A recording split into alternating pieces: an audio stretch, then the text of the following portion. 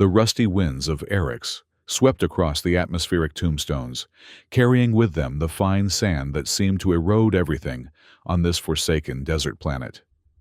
Under the dim light of twin suns, hanging low on the horizon, the metal grave markers stretched out like a field of broken dreams. Among them, a solitary figure in a silver military uniform knelt before marker E342. Captain Lyria Velen removed her helmet, allowing her short dark hair to be tousled by the dusty breeze. Her eyes, steel blue and weathered, beyond their years, fixed upon the name etched into the metal Lieutenant Auric Hale. Her fingers traced the engraving, with reverence feeling every groove, as if it might somehow connect her to the man beneath. 3 years had passed since the Battle of Guardian's Breach, where the United Alliance had suffered their most devastating defeat. 3 years since she had given the order to retreat, believing Auric was already dead. 3 years of nightmares and regrets that brought her back to this desolate memorial site on the anniversary of that fateful day. "I'm sorry I didn't save you," Lyria whispered, her voice barely audible against the whistling wind. "I should have checked. I should have made sure." She placed a small stone on top of the marker, a ritual she had performed each year since his death. A hot tear escaped her eye, leaving a clean trail through the dust on her cheek. "I miss you, Auric. The Alliance isn't the same without you." The wind picked up, swirling the sand around her kneeling form. But amidst the howling gusts, another sound emerged, soft, measured footsteps, crunching on the rocky ground behind her. Lyria's combat instincts flared, but she remained still, her hand slowly moving to the blaster at her hip. The footsteps stopped. Lyria could feel a presence, someone watching her. She took a silent breath and turned swiftly, drawing her weapon in one fluid motion. Her blaster aimed at a figure standing just 10 meters away. The silhouette was unmistakable, tall, broad-shouldered, wearing battle-worn armor, with the distinctive insignia of the United Alliance Special Forces. The figure's face was obscured by a tactical helmet with a dark visor, but there was something hauntingly familiar about the stance, the tilt of the head. "Identify yourself," Lyria commanded, her voice steady, despite the rapid beating of her heart. The figure raised both hands slowly, then reached up to remove the helmet. The desert wind immediately caught strands of sandy blonde hair, pushing them across a face Lyria knew better than her own. Her blaster clattered to the ground. "Auric!" The name escaped her lips as a question, a prayer, a disbelieving gasp. Lieutenant Auric Hale stood before her, very much alive. His face bore a new scar that ran from his right temple down to his jaw, and his once bright eyes carried a darkness she'd never seen before, but it was undeniably him. "Hello, Lyria," he said, his voice rougher than she remembered. "It's been a while." Lyria felt her knees weaken. She reached out to touch him to confirm he wasn't a mirage created by grief and the desert heat. Her fingertips met the solid material of his armor. "How?" she whispered. "I saw the explosion, your life signs." "Went offline," Auric finished for her. "My transmitter was damaged in the blast. By the time I regained consciousness, the Alliance forces had withdrawn. I was left for dead." Each word struck Lyria like a physical blow. "We searched—" "Not hard enough," Auric cut her off the edge, in his voice unmistakable. "I waited 3 days in that hellhole before I realized no one was coming back for me." Lyria's mind raced through the memories, the desperate evacuation, the reports confirming Auric's death, the funeral where she had delivered a heartfelt eulogy for her best friend and comrade. "But your grave, the records—" "The Alliance needed heroes after Guardian's Breach," Auric said flatly. "Dead ones are easier to manage than survivors who might tell inconvenient truths." A sudden gust of wind kicked up a swirl of sand between them, momentarily obscuring his figure. When it cleared, Lyria noticed he was gripping something in his right hand, a military-grade datapad. "You've been alive all this time," Lyria said, her voice a mixture of wonder and horror. "Where have you been? Why didn't you contact me?" Auric's expression hardened. "I've been operating under the codename Shadow. After I escaped Scylla Corporation's prison camp, I realized The Alliance had betrayed not just me, but all of us. There are things happening, Lyria, conspiracies that go all the way to the top. Scylla. Lyria repeated her mind, trying to process everything. The name was familiar, a weapons manufacturing conglomerate that had risen to prominence after the war, notorious for their experimental tech and ruthless business practices. What would they want with you? The same thing they want with anyone who knows about Project Phoenix, Auric replied cryptically. He glanced around the cemetery, suddenly alert. We need to move, now. I've been tracking them, but they've also been tracking me. Coming here was a risk, but I had to see you. See me, Lyria's voice cracked. Auric, I mourned you. I blame myself every day for leaving you behind. A flicker of something, perhaps regret, crossed Auric's face. And I blamed you too at first. But later I understood. You did what any commander would do when faced with an impossible choice. Before Lyria could respond, a high-pitched whine cut through the air. Auric reacted instantly, tackling her to the ground, as an energy blast scorched the spot where she had been standing, melting the metal of Auric's grave marker. Sniper, Auric hissed, pulling her behind the cover of a larger memorial stone. Scylla's mercenaries. They must have followed me. Lyria's training kicked in, overriding her shock. She retrieved her fallen blaster and peered around the edge of their cover. Through the swirling dust, she detected movement, at least 5 figures advancing through the cemetery, their forms distorted by light-bending camouflage tech. 5 hostiles using Phantom-class camo suits, she reported, all armed with Scylla pulse rifles. Auric nodded, impressed despite the circumstances. Your eyes are still sharp. He produced a compact rifle from a holster on his back. I count 2 more flanking us from the east. We're outnumbered. Lyria checked her weapons charge. Just like old times, then. For a brief moment, the ghost of a smile played on Auric's lips. Just like old times, he agreed. On my mark, head for the maintenance shelter at the edge of the cemetery. 3, 2, 1, mark. They broke cover simultaneously, Auric laying down suppressive fire, while Lyria sprinted ahead. The mercenaries responded with a barrage of energy blasts that shattered tombstones and kicked up blinding clouds of sand. Lyria slid behind a fallen memorial obelisk, returning fire to cover Auric's advance. The familiar rhythm of combat alongside Auric felt surreal, like slipping into a dream of the past.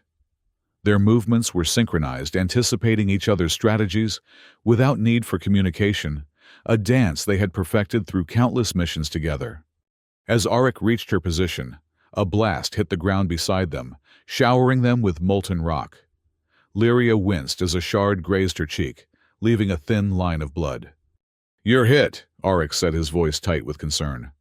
It's nothing, Lyria replied, squeezing off 3 more shots that found their mark, dropping one of the mercenaries.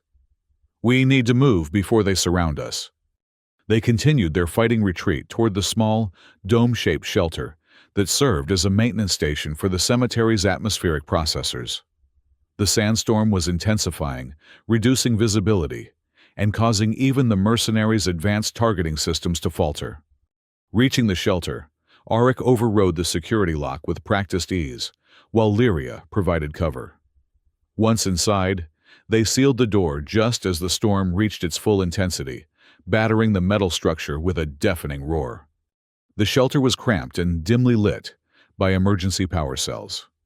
Maintenance equipment lined the walls, and a small terminal flickered with status reports on the cemetery's life support systems. Lyria collapsed onto a bench, the adrenaline ebbing from her system, leaving room for the reality of Auric's resurrection to fully sink in. They'll wait out the storm, Auric said, checking the perimeter sensors. We have maybe an hour before they can safely approach again. Lyria stared at him, drinking in every detail of the man she had believed lost forever. Auric, she said quietly, I need to know everything. Auric holstered his weapon and sat across from her, his expression grim. After the explosion, I was buried under the rubble of the command center. When I came to, I could hear the evacuation ships leaving. My comm was dead, My leg was pinned and I had a concussion that made everything blur together. He ran a hand through his hair, a gesture so familiar, it made Lyria's heart ache. On the third day, scavengers found me not Alliance rescue teams, but Scylla Corporation security forces. They recognized my rank insignia and took me to one of their research facilities. The Alliance declared that area completely lost. Lyria said, her voice hollow. Command said no survivors could have remained after the orbital bombardment. The bombardment missed the underground levels, Arik said bitterly. Convenient, wasn't it? Especially since Scylla had experimental tech labs buried beneath Guardian's breach. Lyria shook her head in disbelief. What did they want with you? Information at first. Then they realized I could be useful as a test subject for their neural interface prototypes. Arik touched the scar on his face. This is just the external mark. The real damage is inside. They experimented on you. Horror washed over Lyria. For 8 months, Arik confirmed. Until a power failure gave me the chance to escape. I killed 4 guards with my bare hands and stole a transport. By then, I had learned enough about Scylla's operations to know they weren't just opportunistic war profiteers. They had been working with high-level Alliance officials all along. That's not possible. Lyria protested, though, with less conviction than she would have liked. The past 3 years had revealed corruption within the Alliance that had disillusioned many veterans, herself included. It's more than possible, Arik said. It's why the Alliance left so many soldiers behind, why they were so quick to declare us dead without proper search operations. We were inconvenient witnesses to a conspiracy that goes beyond anything you can imagine. He leaned forward, his eyes intense. Have you heard of Project Phoenix? Lyria frowned. Vague rumors. Something about next-generation combat systems. It's not just combat systems, Lyria. It's about replacing soldiers entirely with human-machine hybrids controlled by a central AI. Scylla provides the Tech Alliance officials, provide the test subjects, and political cover. Test subjects, Lyria repeated. Soldiers reported as killed in action, like me. Arik's voice was flat. Most don't survive the procedures. I was lucky my implant was a prototype less invasive than later versions. The implications staggered Lyria. If what Arik was saying was true, it meant the very institution she had dedicated her life to had been complicit in unthinkable atrocities. Why come forward now? She asked. Why risk revealing yourself to me after all this time? Arik hesitated. Because I've located Scylla's main research facility, the place where they're perfecting the Phoenix program. But I can't take it down alone, and I needed someone I could trust. His eyes met hers. Despite everything, I never stopped trusting you, Lyria. The admission hung in the air between them, fragile and profound. Before Lyria could respond, the shelter's perimeter alarm began to wail. Arik jumped to his feet, checking the sensors. They're cutting through the east wall. Storm must have let up enough for them to operate their equipment. Lyria readied her weapon. What's the plan? There's a maintenance tunnel under the floor, Arik said, moving to a service hatch hidden beneath a workbench. It connects to the old mining network that runs beneath this whole region. If we can reach my transport, we've got a chance. As Arik worked to open the hatch, Lyria studied him, the determined set of his jaw, the efficient movements of his hands. This was the man she had fought beside for 7 years, the man whose loss had nearly broken her. Now he was asking her to trust him to potentially turn against the only home she had known since she was 18. Lyria, Arik said, sensing her hesitation. I know it's a lot to process. If you want to stay behind, I understand. His words crystallized her decision. She had already abandoned him once. She would not do so again, regardless of where his path led. I'm with you, she said firmly. Lead the way. The hatch opened with a hiss, revealing a dark tunnel, barely wide enough for one person at a time. Arik slipped in first, and Lyria followed just as the sound of laser cutters breaching the shelter's wall reached a crescendo. The tunnel was claustrophobic, illuminated only by the dim light from Arik's tactical gear. They crawled through the narrow passage for what felt like hours, the sounds of pursuit eventually fading behind them. The air grew progressively stale, carrying the mineral smell of the planet's deep rocks. Finally, the tunnel opened into a larger cavern that bore the unmistakable signs of Eric's abandoned mining operations. Rusted equipment, collapsed support beams, and the skeletal remains of ore carts on decaying tracks. "Almost there," Arik said, helping Lyria to her feet. "My transport is hidden in an old processing plant about half a kilometer from here." As they navigated through the mining complex, Lyria's mind raced with questions. "How long have you been planning this, Arik?" "Ever since I escaped," he replied. "For the first year, I focused on staying alive and off Scylla's radar. The next 2 years, I gathered intelligence, built contacts in the shadows, identified who I could trust." He glanced back at her. "Your name was always at the top of that list, but I needed to be certain approaching you wouldn't put you at risk." "And what changed?" Arik's pace slowed. "I intercepted a Scylla communication. They're accelerating the Phoenix program, moving to full implementation within 3 months. If that happens, the Alliance as we knew it will cease to exist, replaced by something monstrous." He stopped at a junction in the tunnels, checking their position on a holographic map projected from his wrist device. "And I saw your request for leave to visit the memorial. I knew it might be my only chance to find you alone, away from Alliance supervision." They continued through the labyrinthine tunnels, the air growing marginally fresher as they approached the surface. Lyria was processing everything Arik had told her, comparing it against her own experiences since Guardian's breach. The unexplained disappearances of wounded veterans, the increasing surveillance of military personnel, the quiet purges of officers who asked too many questions. "I believe you," she said finally. "But Arik, what's your plan? If Scylla and corrupt Alliance officials are as powerful as you say, how can 2 people stop them?" Arik led her up a rusted ladder that opened into what had once been an ore processing facility. Sunlight filtered through broken ceiling panels, illuminating the dust motes that swirled in the air. "Not just 2 people," he said. "I've been building a network, former soldiers, technicians, even some Scylla employees who discovered the truth and defected. We call ourselves the Remnant." He moved to a tarp-covered mass in the corner of the facility and pulled it away, revealing a sleek, unmarked transport vessel. "This is the Spectre," he said with a hint of pride. "Salvaged Scylla tech, modified to be untraceable." Lyria ran her hand along the ship's hull, noting the expert craftsmanship of the modifications. "Impressive." "It'll get us to the rendezvous point," Arik said, opening the access hatch. "From there, we'll—" A sudden explosion rocked the facility, sending debris raining down around them. Lyria was thrown against the transport pane, shooting through her shoulder. Through the dust and smoke, she saw armored figures entering through the newly created breach in the wall. "They followed us," Arik growled, pulling her behind the cover of the transport's landing struts. "Must have had tracking tech we didn't detect." The mercenaries spread out methodically, their enhanced armor gleaming under the shafts of sunlight.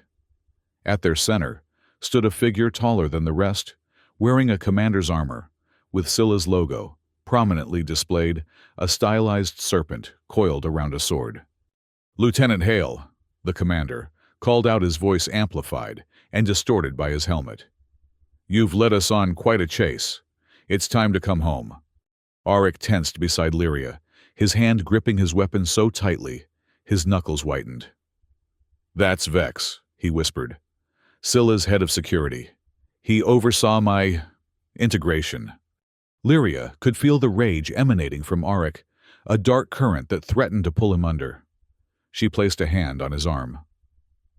"We need a plan, not revenge," she said quietly. "The transport systems need 30 seconds to initialize," Arik said, not taking his eyes off Vex. "If I can keep them distracted, you can get it started." "I'm not leaving you again," Lyria said fiercely. Arik turned to her, his expression softening momentarily. "I'm not asking you to. I'll be right behind you." Before she could protest further, Arik rose from their cover and fired a precise shot that took down one of the mercenaries. The rest immediately returned fire, forcing him to roll to new cover behind a collapsed support beam. "Vex," Auric shouted. "Still hiding behind your men. Some things never change." The distraction worked. The mercenaries focused their attention on Auric's position, while Lyria slipped aboard the transport. She quickly familiarized herself with the controls, which were similar enough to Alliance systems for her to navigate. As she initiated the startup sequence, she kept one eye on the firefight outside. Auric was moving with a fluid grace she had never seen before, even in their prime combat days. His reactions were faster, his aim more precise evidence she realized of whatever enhancements Scylla had forced upon him. He had already taken down 3 more mercenaries, working his way closer to Vex with each calculated movement. The transport hummed to life beneath Lyria's hands. 20 more seconds until they could lift off.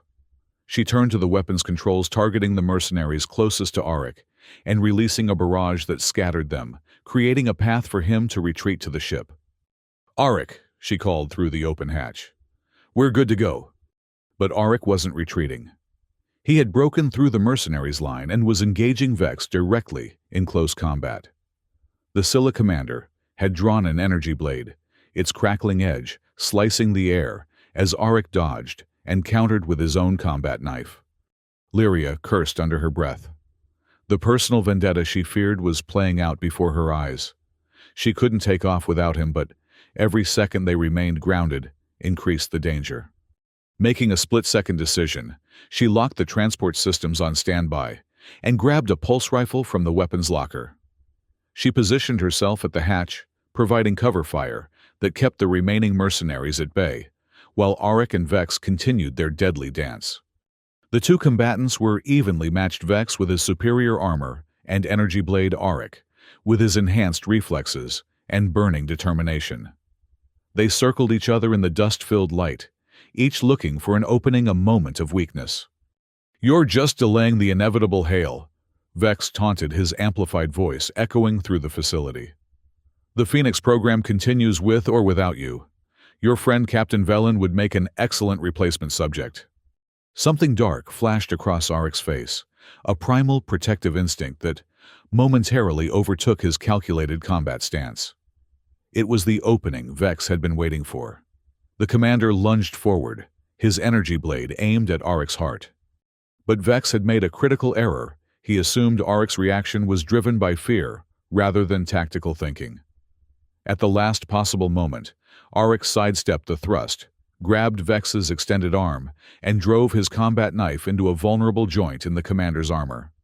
Vex howled in pain and staggered backward. Auric didn't press his advantage immediately. Instead, he locked eyes with the commander through the visor. "This is for the soldiers you murdered in your labs," Auric said, his voice deadly calm. Then, he surged forward with inhuman speed, his knife finding the seam between Vex's helmet and collar. The commander collapsed to his knees, blood seeping from beneath his armor. The remaining mercenaries faltered at the sight of their fallen leader, their cohesion breaking. "Auric now!" Lyria shouted. This time, Auric heeded her call. He sprinted toward the transport, diving through the hatch as the mercenaries recovered and resumed fire. Lyria laid down covering fire with one hand while activating the liftoff sequence with the other. The transport rose shakily, its hull reverberating with the impact of energy blasts. Auric took over the weapons system, targeting the facility's remaining support structures.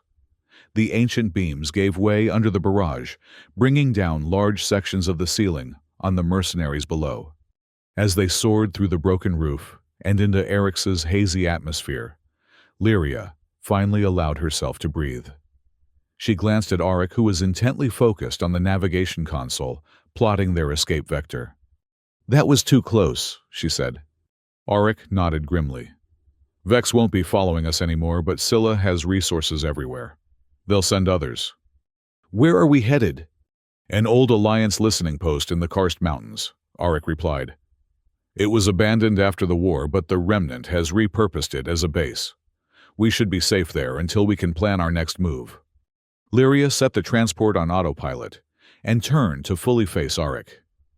"What Vex said about the Phoenix program continuing, About me being a potential subject. Was that true? Arik's expression darkened. Yes. Your combat record and psychological profile make you an ideal candidate from their perspective, especially your loyalty to the Alliance. My loyalty, Lyria repeated with a bitter laugh. And yet here I am running from Alliance-sanctioned mercenaries, with a man who's supposedly been dead for 3 years. Here you are, Arik agreed, a ghost of a smile playing on his lips. He hesitated, then added, I heard what you said. At the grave. Lyria felt her cheeks flush. You were listening. I was working up the courage to approach you, Arik admitted. I wasn't sure how you'd react. I'm still not sure how I'm reacting, Lyria said honestly. Part of me thinks this is a dream, or that I've finally lost my mind from the guilt. Arik reached across the space between them and took her hand, a gesture so unexpected that Lyria nearly pulled away in surprise. His touch was warm, solid, undeniably real. You have nothing to feel guilty about, he said firmly. You made the call any good commander would make with the information you had. I never blamed you, not really not, even in my darkest moments. Lyria met his gaze, searching for any sign of deception, but found only sincerity in his eyes. I left you behind, she whispered. And now you've found me again, Arik replied. Or perhaps I found you. The transport continued its journey through the rust-colored skies of Eryx, leaving behind the cemetery where Lyria had mourned a man who wasn't dead, and the facility where she had found him again. Below them, the desert stretched out endlessly, broken only by the occasional ruins of mining operations long abandoned. Lyria realized she was still holding Arik's hand, and gently withdrew it, needing space to process everything that had happened. Tell me about the Remnant, she said. What exactly are we fighting for? Arik seemed to understand her need to focus on the mission, rather than their complicated personal history. He accessed the transport's computer system, bringing up a series of encrypted files. The Remnant started with a handful of soldiers who escaped Scylla's facilities, he explained. We've grown to include scientists, engineers, intelligence officers, anyone who's discovered the truth about Project Phoenix and refused to be part of it. He displayed a schematic of what appeared to be a neural implant. This is what Scylla put in my head. First-generation tech designed to enhance combat performance, while maintaining the subject's autonomy. Later versions, he swiped to another image more complex and invasive, are focused on control rather than enhancement. The subjects become weapons directed by an AI overseen by Scylla and their alliance collaborators. Lyria studied the schematics, her military experience, allowing her to grasp the strategic implications. An army that follows orders without question, she said softly. No dissent, no ethical concerns, just perfect obedience. Exactly, Arik confirmed. And with the loss of life during the war, the public would likely welcome an alternative that appears to keep human soldiers out of harm's way. But they're not being honest about what's happening to those soldiers, Lyria pointed out. Hence the need for secrecy, for fake deaths and cover-ups. The Phoenix program requires human minds as a foundation, and those minds need to come from somewhere. The transport's navigation system beeped, indicating they were approaching the karst mountains. The terrain below changed from barren desert to craggy stone formations carved by ancient waters, long since evaporated. Hidden among the winding canyons and towering spires was a facility that Lyria recognized as one of the Alliance's old early warning stations. Remnant Base, this is Shadow, Arik transmitted as they approached. Requesting clearance to land with one friendly. Authentication code Phoenix Fall 73. A moment passed before a gruff voice responded. Authentication confirmed, Shadow. You're cleared for Landing Bay 2. Welcome back. The transport descended into a cleverly concealed hangar built into the side of a mountain. As the engines powered down, Lyria saw a small group of people gathering to meet them, a mix of former military personnel, judging by their bearing, along with civilians in technical attire. Ready, Arik asked, standing by the hatch. Lyria took a deep breath. As I'll ever be. They exited the transport together, stepping into her new reality, one where her best friend was alive. Her trusted alliance was corrupt, and she was now, it seemed, a rebel against the very institution she had sworn to serve. A tall, imposing woman with close-cropped gray hair approached them first. "Shadow," she acknowledged Auric with a nod before turning her piercing gaze to Lyria. "Captain Velen, your reputation precedes you." "Commander Talia Reeves," Auric introduced her. "Former Alliance Special Operations, now our tactical leader." Lyria recognized the name. Reeves had been a legendary figure in the Alliance, reportedly killed in an operation gone wrong 2 years ago. "Seems death is a common condition to recover from around here," she observed dryly. Reeves's stern expression cracked into a slight smile. "For some of us. The Alliance finds obituaries more convenient than court-martials when officers ask uncomfortable questions." She gestured for them to follow. "We've intercepted some troubling communications since you left for Eric's. The Council is waiting for your report." As they walked through the base, Lyria took in every detail with her trained eye. The facility was a testament to efficiency and resourcefulness. Repurposed Alliance equipment, alongside salvaged civilian tech, all maintained with obvious care, despite limited resources. Personnel moved with purpose, their expressions serious, but not defeated. They entered what had once been the station's command center, now serving as the remnant's operational hub. Around a central holographic display stood a diverse group of individuals, some in partial military attire, others in civilian clothes, all bearing the alert posture of those engaged in a high-stakes mission. Auric stepped forward. "Lyria, meet the Remnant Council." He indicated each member in turn. "You've met Commander Reeves. This is Dr. Alara Voss, former Scylla head of neural research, until she discovered the true purpose of her work." A slender woman with tired eyes and a determined set to her jaw nodded to Lyria. "Captain, your neural architecture profile was in their priority acquisition database. It's fortunate Lieutenant Hale reached you when he did." The introduction continued around the table. A former Alliance intelligence officer, a systems engineer, who had helped design the very base they stood in, and a grizzled veteran missing an arm, who Lyria recognized as Sergeant Major Daryl Kent, reported killed in the same battle where Auric had died. "Welcome to the land of the incorrectly deceased," Kent said with a grim smile, noticing her recognition. "Vex is dead," Auric reported without preamble. "But Scylla tracked us to the extraction point. They're aware of Captain Velen's involvement now." Reeves frowned. "That complicates things. They'll be watching her unit, her contacts." "They were already watching," Dr. Voss interjected. "Her profile was flagged for Project Phoenix 6 months ago." Lyria felt a chill run down her spine. "My entire squad. Are they in danger?" "Not immediately," Auric assured her. "Scylla's selection process is methodical. They observe potential subjects for months before making a move." "Which brings us to the intercepted communications," Reeves said, activating the holographic display. A three-dimensional schematic of a massive facility appeared rotating slowly above the table. "This is Scylla's primary research center on Tartarus. According to our intelligence, they're preparing to activate the Phoenix Core, the central AI that will control all enhanced soldiers in the program. Once it's active, they'll accelerate subject acquisition," Dr. Voss added. "The timeline has been moved up. We're looking at weeks, not months." "So we take out the core," Kent suggested. "Hit them hard, blow the whole damn facility." "It's not that simple," the intelligence officer countered. "The facility is protected by multiple security layers, both technological and human. We'd need an army to breach it directly." "Or inside help," Auric said quietly. All eyes turned to him. "I still have the first-generation implant. Dr. Voss has been working on a way to use it to interface with Scylla's systems." Dr. Voss nodded reluctantly. "Theoretically, Lieutenant Hale could establish a connection with the Phoenix Core, but the risks are considerable. The Core's defensive protocols could overwhelm his neural implant, causing catastrophic brain damage." Lyria looked at Auric sharply.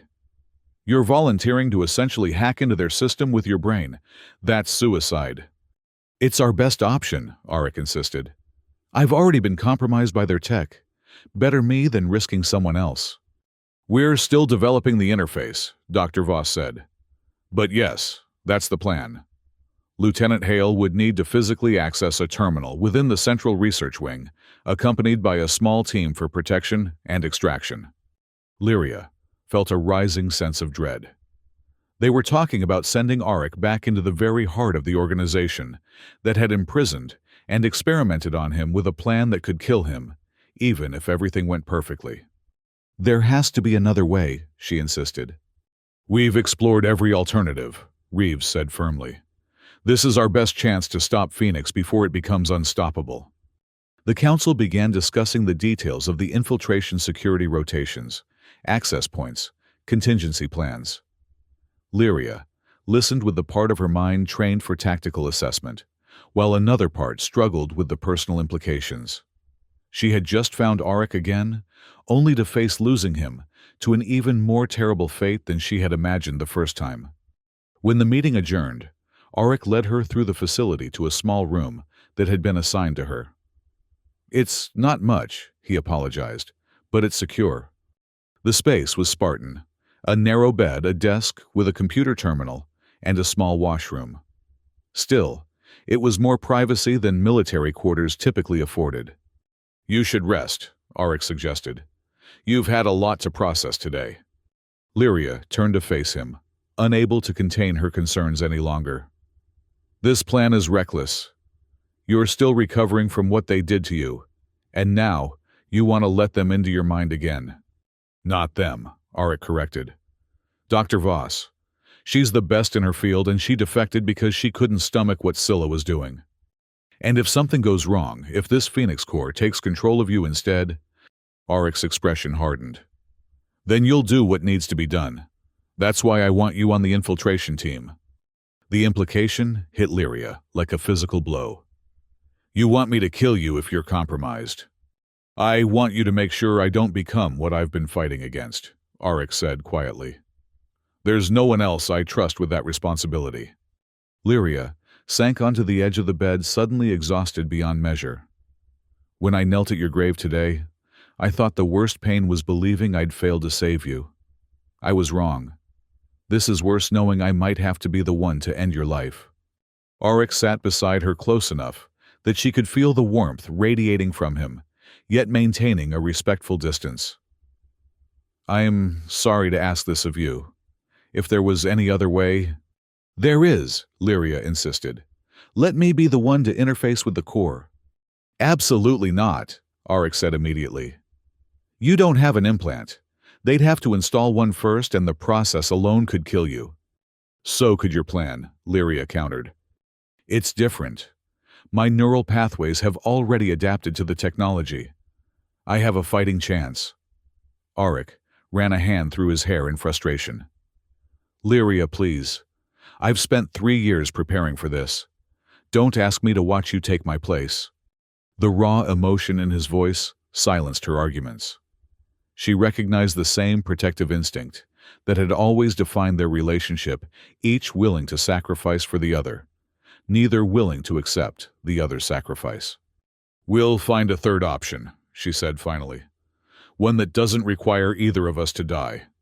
Auric's lips curved in a sad smile. If anyone could, it would be you. He stood, moving toward the door. Get some rest. Training begins at 600.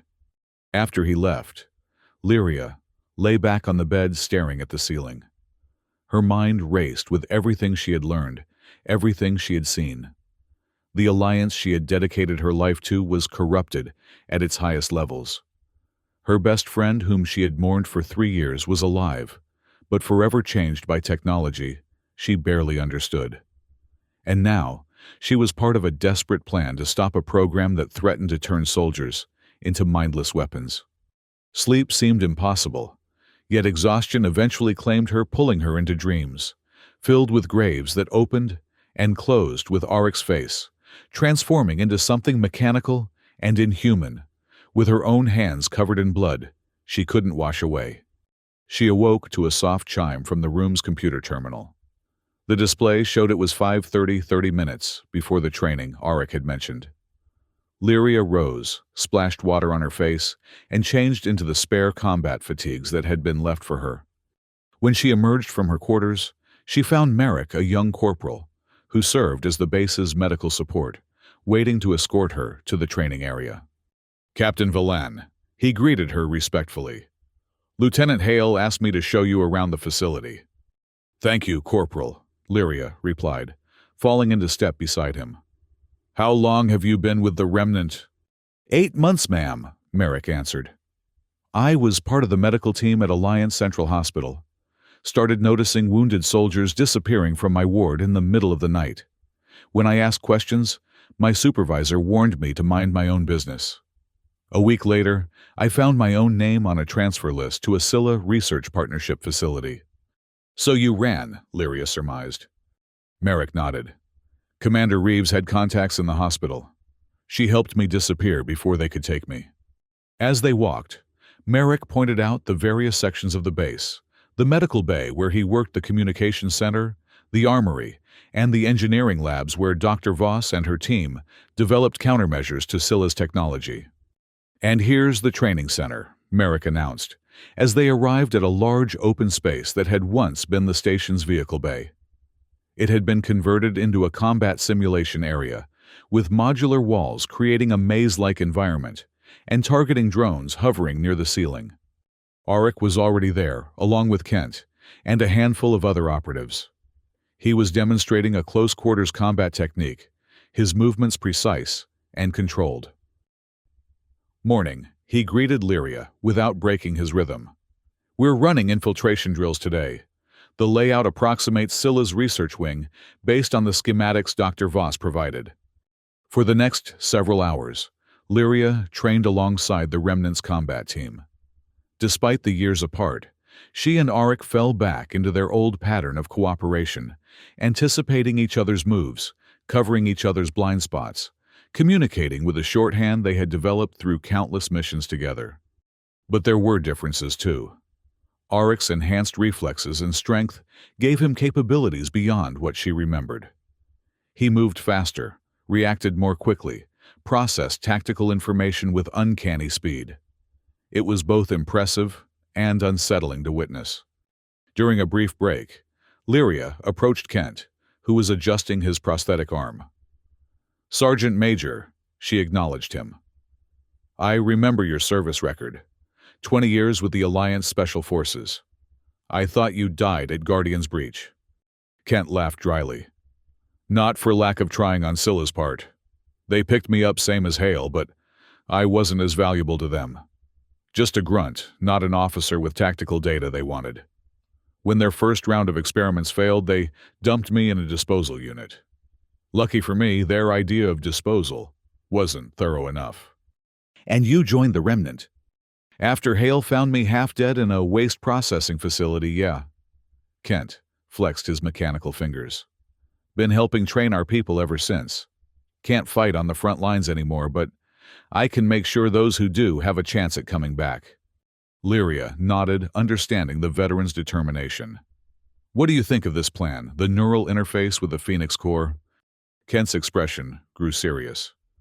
High risk, high reward. Classic special ops. But Hale, he's carrying more than just the mission. There's something personal driving him.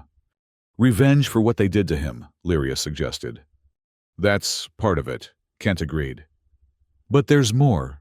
Something happened during his captivity that he doesn't talk about. Something that haunts him. Before Lyria could press for details, Auric called the team back to continue the drills. The training intensified with simulated alarms, hostile forces, and emergency extraction scenarios. By the time they finished in the late afternoon, every muscle in Lyria's body ached, but her mind felt sharper, more focused than it had in years. As the others dispersed for their evening duties, Auric gestured for Lyria to follow him. He led her to a secluded observation deck that offered a view of the rugged mountain landscape surrounding the base. You kept up well today, he said, his tone approving. The team was impressed. They're good, Lyria acknowledged. Committed. But this mission we're planning. Auric, the odds are... I know the odds, he interrupted gently. Better than anyone. But we're running out of alternatives in time. Lyria leaned against the railing watching the twin sons of Eryx begin their descent behind the distant peaks. Kent thinks there's something you're not telling me. Something about your time in captivity. Arik tensed visibly, his gaze fixed on the horizon. For a long moment he remained silent, and Lyria thought he might refuse to answer.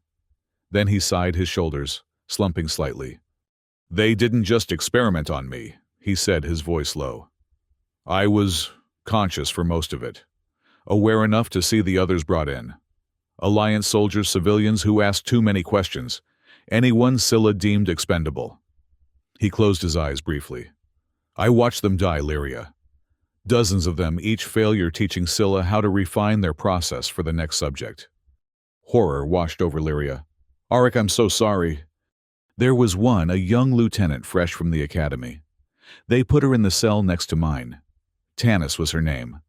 She reminded me of you, stubborn principled. We talked through the wall for weeks while they prepared her for the procedure. His voice grew hoarse.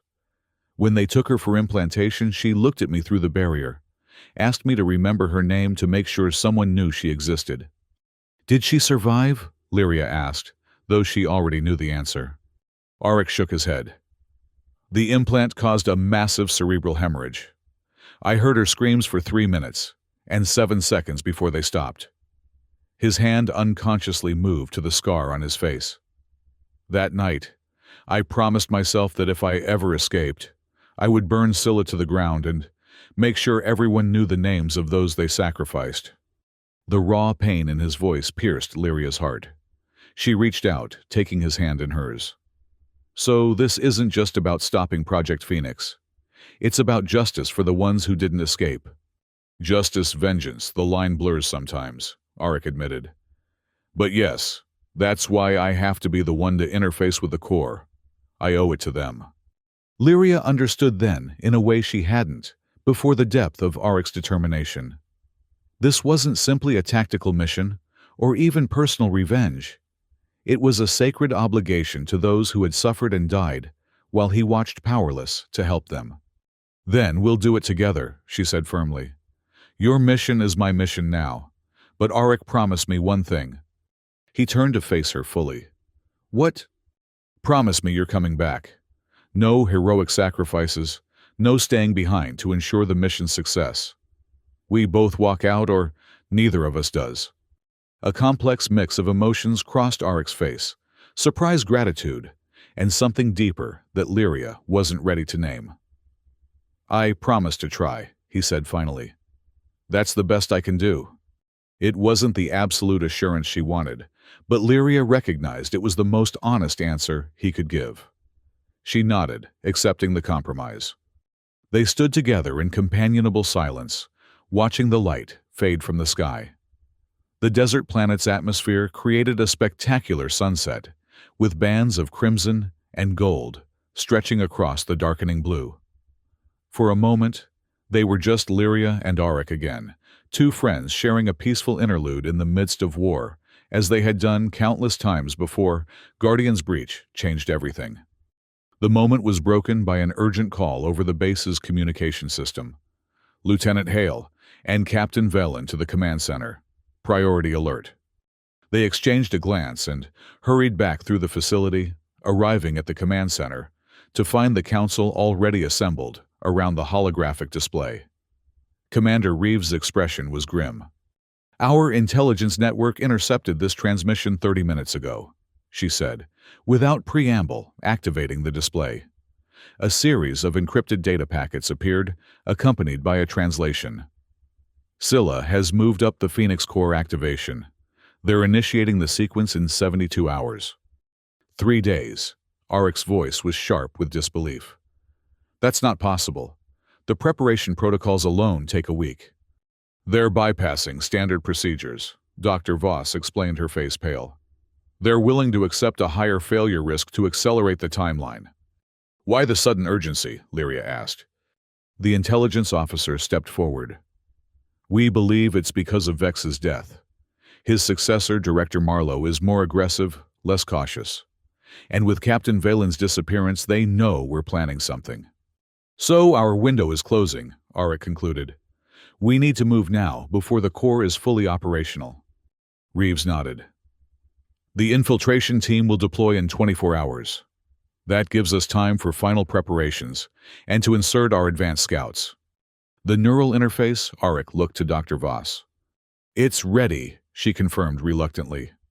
But, Lieutenant, with the accelerated timeline, the risks to you are significantly higher. The core's defensive systems will be in active configuration, not standby. Noted, Arik said dismissively. What about our extraction plan?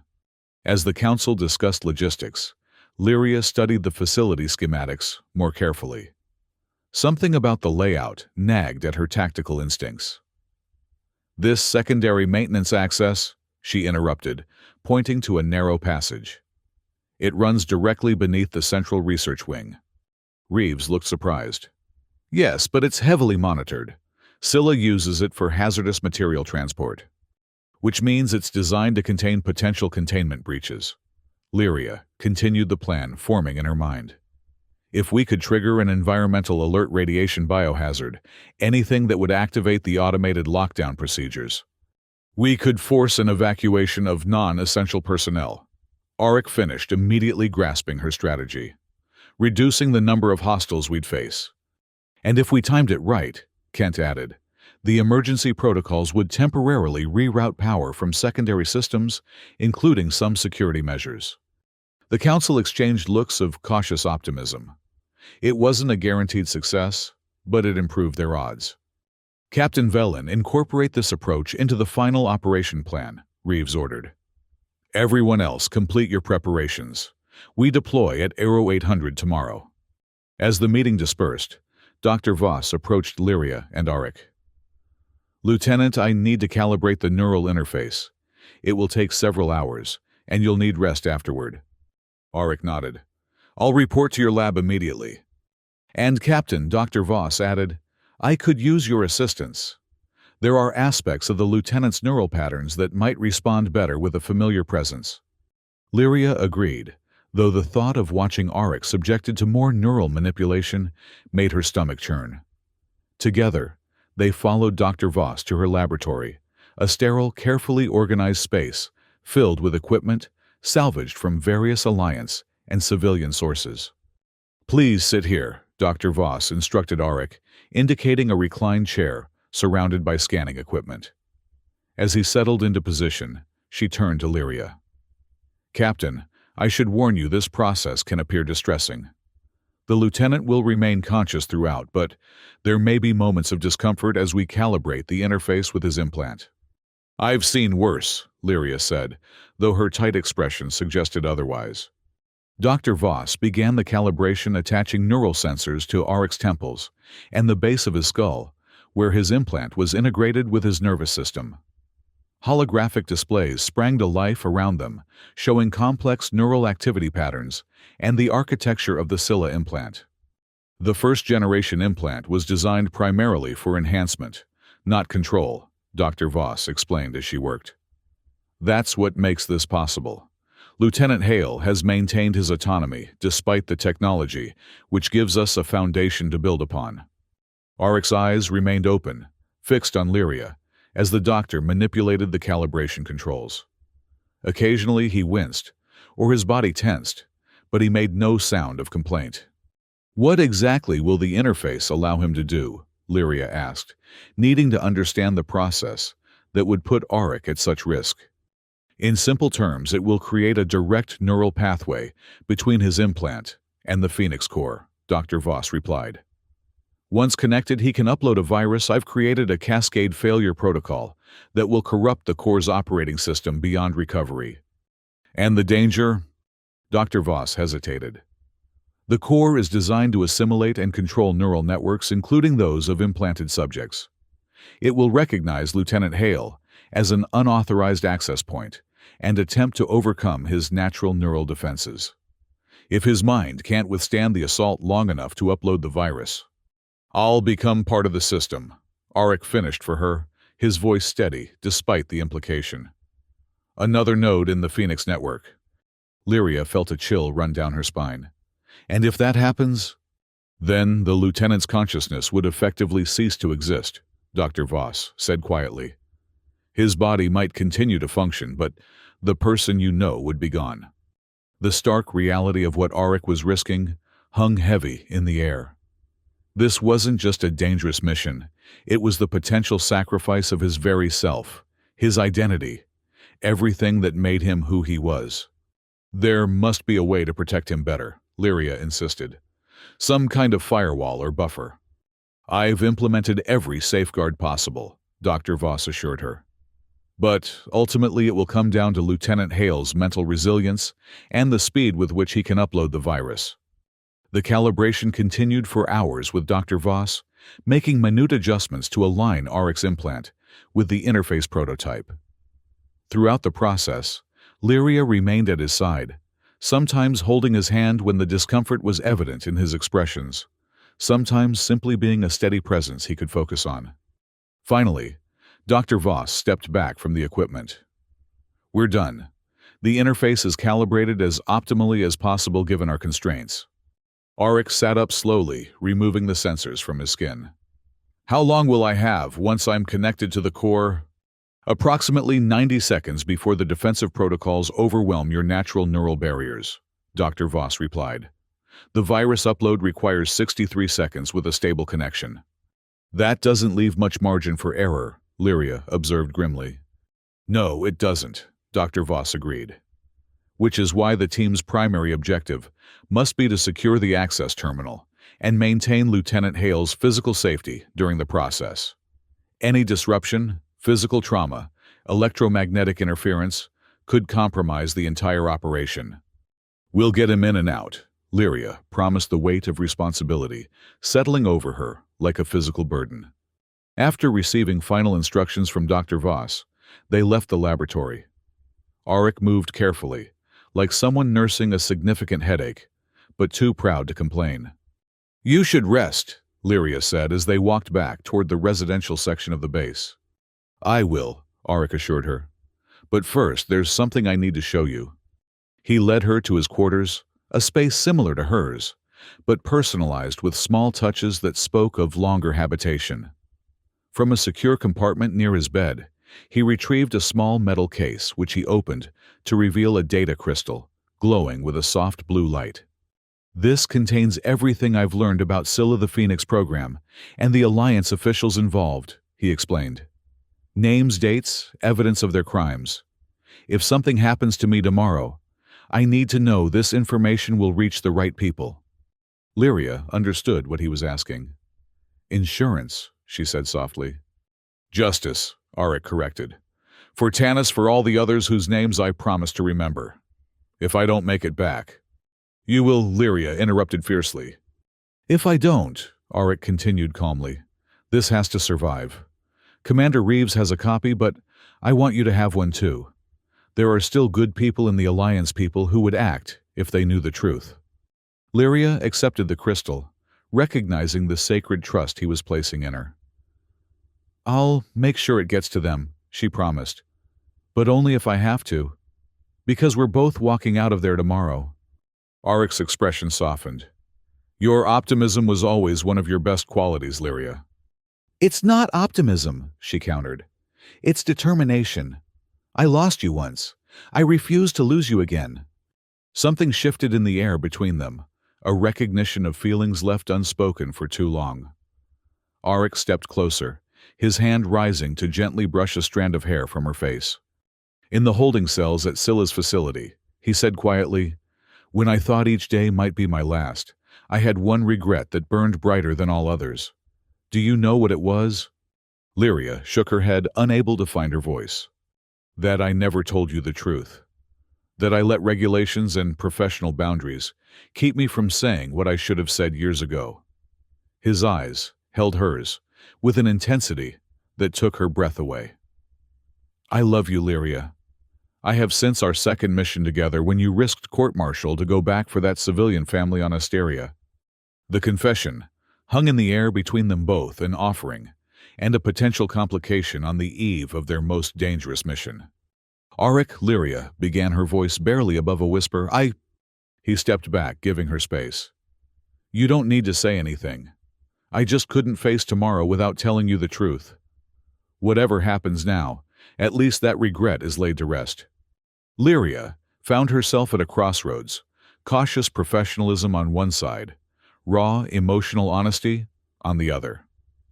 After everything they had been through, after believing him dead for 3 years, only to find him alive, what purpose did caution serve? She closed the distance between them, her hand rising to rest against his cheek, feeling the raised line of his scar beneath her fingertips. I mourned you every day, she said, her voice steady despite the emotion behind her words. I visited your grave on every leave talk to you as if you could hear me. When I saw you standing there today alive, it wasn't just relief I felt. It was like a part of me that died with you came back to life. Understanding dawned in Arik's eyes. Lyria, I love you too, she said simply. I think I always have, I just never allowed myself to recognize it. For a moment, they stood frozen in the revelation years of unspoken feelings, finally acknowledged. Then, as if drawn by an irresistible force, they moved together. The kiss was gentle at first, tentative before deepening into something that spoke of lost time and second chances. When they finally parted, Arik rested his forehead against hers. We have terrible timing, he murmured, a hint of his old humor surfacing. Lyria smiled despite herself. I don't know. Facing possible death tomorrow adds a certain clarity to one's priorities. Then, let's be clear, Arik said, his expression growing serious again. Whatever happens at Scylla's facility, know that finding you again made everything I've endured worthwhile. They remained together through the night, sometimes talking about the years apart, sometimes planning for the mission ahead, sometimes simply holding each other in comfortable silence. As the base's artificial lighting simulated dawn, they prepared for the day that would determine not just their fate but potentially the future of the Alliance itself. The infiltration team gathered in the hangar bay as equipment and weapons were loaded onto the transport. In addition to Lyria and Arik, the team included Kent, serving as their remote tactical coordinator from the transport, 2 former Alliance Special Forces operators, and a systems specialist who would help manage the environmental systems breach. Commander Reeves addressed them one final time. The advanced scouts have confirmed that Scylla's facility security remains at standard levels. They aren't expecting an attack, which gives us the element of surprise. Your primary objective is to reach the Central Research Wing, secure an access terminal, and allow Lieutenant Hale to interface with the Phoenix Corps. Secondary objective is the retrieval of any intelligence that might identify compromised Alliance officials. She looked at each team member in turn. You all know the risks. This mission could prevent countless soldiers from being turned into mindless weapons, but the odds are not in our favor. Anyone who wishes to withdraw may do so now without prejudice. No one moved. Very well, Reeves continued. Launch in 15 minutes. May fortune favor the bold. As the others made their final preparations, Dr. Voss approached Arik with a small case. The neural interface, she said, handing it to him. Remember, once activated, you'll have 90 seconds at most. Don't push beyond that limit even if the upload isn't complete. Arik accepted the case, securing it in his tactical gear. Understood, Doctor, and thank you for everything. Dr. Voss gripped his arm briefly. Come back alive, Lieutenant. That's how you can thank me. The team boarded the transport, a sleek vessel designed for stealth rather than combat. As they lifted off from the hangar and accelerated into Erix's upper atmosphere, Lyria felt the familiar pre-mission tension, a heightened awareness of each breath, each heartbeat, as if her body knew it might soon be fighting for both. Arik sat beside her, checking his weapons with practiced efficiency. Having second thoughts, he asked, noticing her intense expression. About the mission, no. Lyria secured her tactical vest. About letting you risk your life with that thing in your head, absolutely. If it helps, I've had 3 years to come to terms with what's in my head, Arik said with a grim smile. This interface is just borrowing the existing hardware for a better purpose. The transport entered hyperspace, the stars stretching into lines of light, before resolving into the swirling tunnel that would carry them to Tartarus, a moon orbiting a gas giant in a neighboring system, where Scylla had established their primary research facility under the guise of a medical technology center. Kent brought up the tactical display, showing their insertion point, a maintenance airlock located in a relatively unmonitored section of the facility's outer ring. We'll dock here, bypass the airlock security with the codes our inside contact provided, and proceed through the service corridors to the environmental control junction. The systems specialist, a former Scylla engineer named Tran, indicated a point on the schematic. Once we reach this junction, I can trigger a Class 3 biohazard alert in sectors 5 through 7.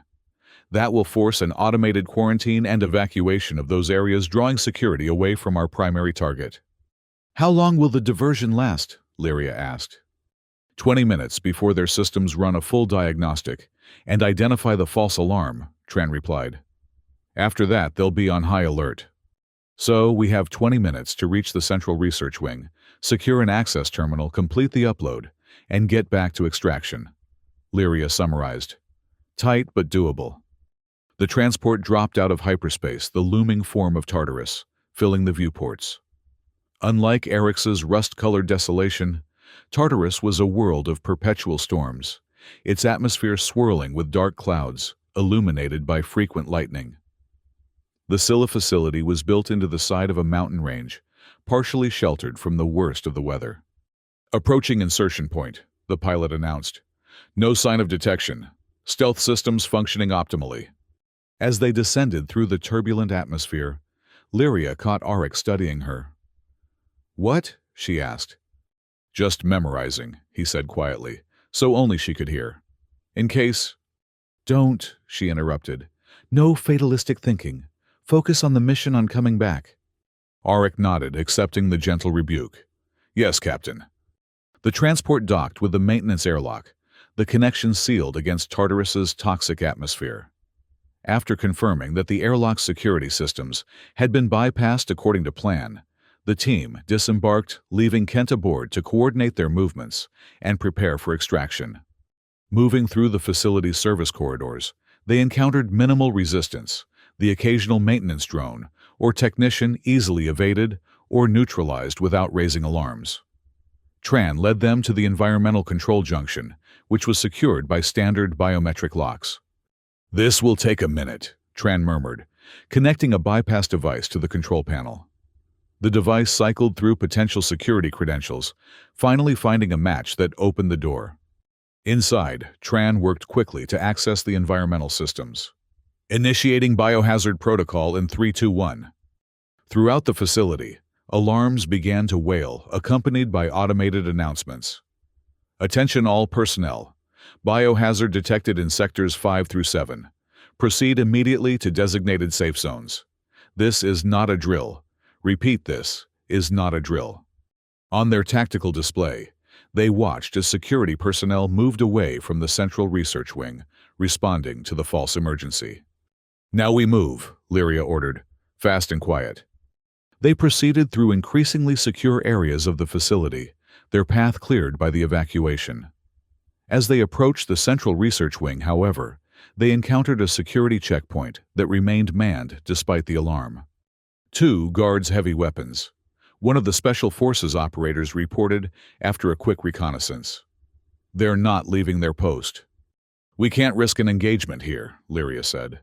Too much noise, too close to our objective. Arik studied the layout. There's another way. The ceiling access panels lead to a maintenance crawl space.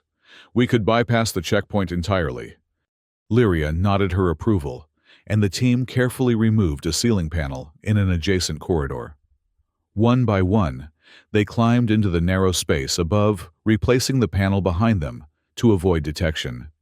Navigating through the crawl space was arduous. Tight quarters exposed wiring, and support beams creating obstacles they had to maneuver around in near silence. Lyria, being the smallest, took point, guiding them past motion sensors and security cameras. After what felt like an eternity of slow, careful movement, they reached a position above the central research wing. Through gaps in the ceiling panels, they could see the heart of Scylla's operation, a circular chamber, dominated by a massive computer core, housed in a transparent cylinder. Blue-white energy pulsed through the system, creating patterns that reminded Lyria uncomfortably of neural pathways. "That's it," Auric whispered. "The Phoenix Core." Surrounding the core were a dozen workstations, most abandoned due to the evacuation, but 3 remained occupied by technicians apparently deemed essential enough to stay through the alert. "We need to neutralize them without damaging the equipment," Lyria murmured. "Non-lethal takedowns." The team positioned themselves above their targets, removed ceiling panels in precise locations, and descended in a coordinated strike. Lyria landed behind one technician, applying a nerve hold that rendered him unconscious before he could raise an alarm.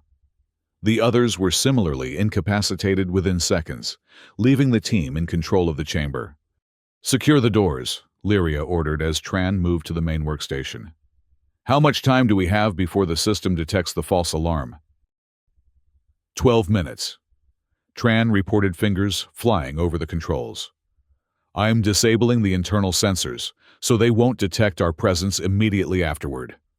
Auric approached the access terminal connected directly to the core, removing the neural interface from its case. The device resembled a sleek headset, with neural connectors designed to align with his implant's access points. "Once I'm connected, I'll be absent," he explained to Lyria. "My consciousness will be engaging with the core directly. Whatever happens, don't remove the interface until either the upload completes, or you determine I'm compromised." Lyria nodded, her throat tight. "How will I know?" "If my eyes turn blue, the same blue as the core's energy, it means the defensive protocols have overcome my resistance." At that point, he didn't need to finish the sentence. They both knew what it meant. Auric, Lyria said softly, "Remember your promise." He managed a smile that didn't quite reach his eyes. "I promise to try, and I will." He hesitated, then added, "If I don't make it back the crystal I gave you." "We'll reach the right people," Lyria assured him. "But it won't come to that." Auric placed the neural interface on his head, adjusting it to align with his implant. "Here goes nothing," he murmured and activated the device. The effect was immediate and unsettling. Auric's body went rigid, his eyes wide but unseeing, as if looking at something far beyond the physical space they occupied. The interface emitted a soft blue glow that pulsed in rhythm with the core, establishing the connection Dr. Voss had designed. Lyria checked her chronometer. 90 seconds. That was all the time Auric had before the core's defenses would overwhelm his mind. "Captain," one of the operators called from the door. "We've got movement in the corridor. Security team approaching." "Hold them off," Lyria ordered, her eyes never leaving Auric. "We need to buy him time." As the team took defensive positions at the chamber's entrances, Lyria monitored Auric's condition. His breathing had become shallow, his skin pale, sweat beading on his forehead despite the room's cool temperature. The mental battle he was waging remained invisible to her, but its toll was evident. 60 seconds elapsed. On the workstation, monitors' lines of code began appearing, the virus being uploaded to the Phoenix Core. The core's light pulsations increased in speed, as if the system was becoming agitated. "Security team breaching the east entrance," came the report, followed by the distinctive sound of energy weapons discharging. "We're holding, but not for long." 75 seconds.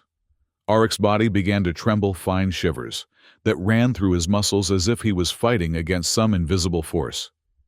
The virus upload had reached 70% completion, according to the workstation displays. "Come on, Auric," Lyria whispered, her hand hovering near the blaster, holstered at her side, ready to fulfill her promise if necessary, praying she wouldn't have to. 85 seconds. The trembling intensified, and Auric's eyes, still wide open, began to show flickers of blue light, the same electric blue that pulsed through the core. "No," Lyria breathed. "Fight it, Auric. Just a few more seconds." The upload reached 90%. Security forces had breached the chamber's outer defenses, and the sound of combat grew closer. 89 seconds. The blue light in Auric's eyes intensified, threatening to consume the natural color completely. His hands gripped the edges of the terminal knuckles, white with strain. "Captain, we can't hold much longer," Tran called out, diving for cover as energy blasts scorched the wall beside him. 90 seconds, the limit Dr. Voss had warned about. The upload stood at 95%, tantalizingly close to completion. Lyria's hand moved to her blaster, her promise to Auric weighing heavily on her heart. But something unexpected happened. As the blue light seemed poised to overtake Auric's consciousness completely, his expression changed, hardened with the same determination she had seen countless times on the battlefield. His lips moved, forming words she couldn't hear but somehow understood. Not this time. Not. The upload reached 98%, 99%, 100%. The Phoenix Core's rhythmic pulsing faltered, the blue-white energy fluctuating wildly as the virus took hold. Across the facility, alarms blared with renewed urgency, not the simulated biohazard alert, but genuine system failure warnings. Auric collapsed, the neural interface automatically disengaging as the connection to the now corrupted core terminated. Lyria caught him before he hit the floor, cradling his head as she frantically checked for signs of consciousness. "Auric, can you hear me?" His eyelids fluttered, then opened. The blue light was gone, replaced by his familiar gaze, though clouded with pain and exhaustion. "Did it work?" he rasped. Before Lyria could answer, the chamber was plunged into darkness, emergency lighting activating seconds later as the facility's primary power grid failed, a cascading effect of the core's corruption. "I'd say that's a yes," Lyria replied, relief flooding through her. "Can you walk?" "If the alternative is being carried, then yes," Auric managed, struggling to his feet with her assistance. The team regrouped quickly, taking advantage of the confusion caused by the power failure. Security forces were now spread thin, more concerned with the catastrophic systems failure than with capturing the intruders who had caused it. "Extraction route is compromised," Kent's voice came through their comms. "Security teams have established a perimeter around all known exit points." "Then we make our own exit," Lyria decided. "Tran, can you access the facility schematics from here?" The systems specialist nodded, working quickly at one of the still-functioning terminals. "There's a research vessel docking port in Sector 12. If we can reach it—" "We hijack a ship." Auric finished, his strength gradually returning. "Good thinking." They moved through the facility like ghosts, using the emergency lighting and system failures to their advantage.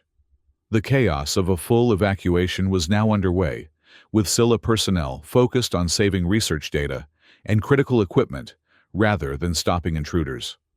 Reaching Sector 12 required navigating through maintenance tunnels, similar to those they had used earlier, avoiding the main corridors where security was still present despite the evacuation. When they finally emerged near the docking port, they found a research vessel preparing for departure, a sleek, well-equipped ship designed for extended scientific missions. "Cover me," Lyria instructed, approaching the vessel's loading ramp, where two Scylla technicians were hurriedly loading equipment. Before the technicians could react to her presence, Lyria had neutralized them both with precise, non-lethal strikes. The team boarded quickly, securing the vessel, while Tran bypassed the launch authorization protocols. "We have company," one of the operators warned, spotting a security team entering the docking bay. 30 seconds at most before they reach us." "That's all I need," Tran assured them, his fingers dancing across the ship's control interfaces. The engines hummed to life, the docking clamps releasing with a metallic clang that reverberated through the hull. Energy blasts struck the ship's exterior as the security team opened fire, but the research vessel's shields, designed to withstand Tartarus's harsh environment, absorbed the impacts without significant damage. The ship rose from its berth, turning toward the massive bay doors that stood closed before them. "Hold on," Tran warned, diverting power to the forward shields. The vessel surged forward, crashing through the partially reinforced doors, and out into Tartarus's storm-racked atmosphere. The turbulence was immediate and violent, the ship bucking against the powerful winds. But Tran proved himself as skilled a pilot as he was an engineer, navigating through the worst of the storm layers toward the upper atmosphere. "Any pursuit?" Lyria asked, strapping herself into the co-pilot seat. Two security vessels launching, Kent confirmed monitoring the ship's sensors.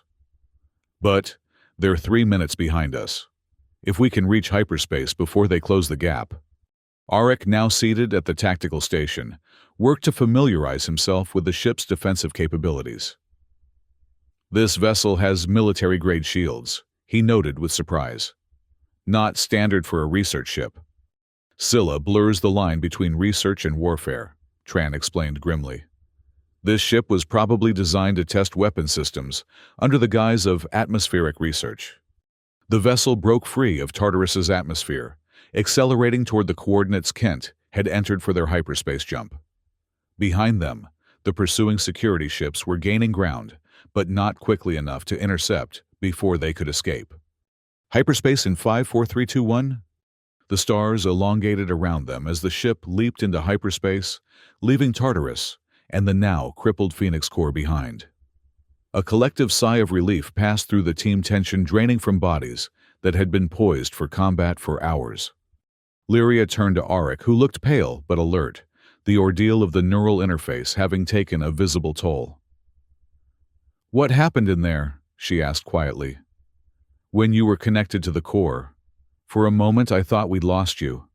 Arik's expression grew distant. "It was like drowning in a sea of information. The core tried to absorb my consciousness to make me part of its network." He touched the scar on his face unconsciously. "But then, I heard your voice. Just a whisper telling me to fight.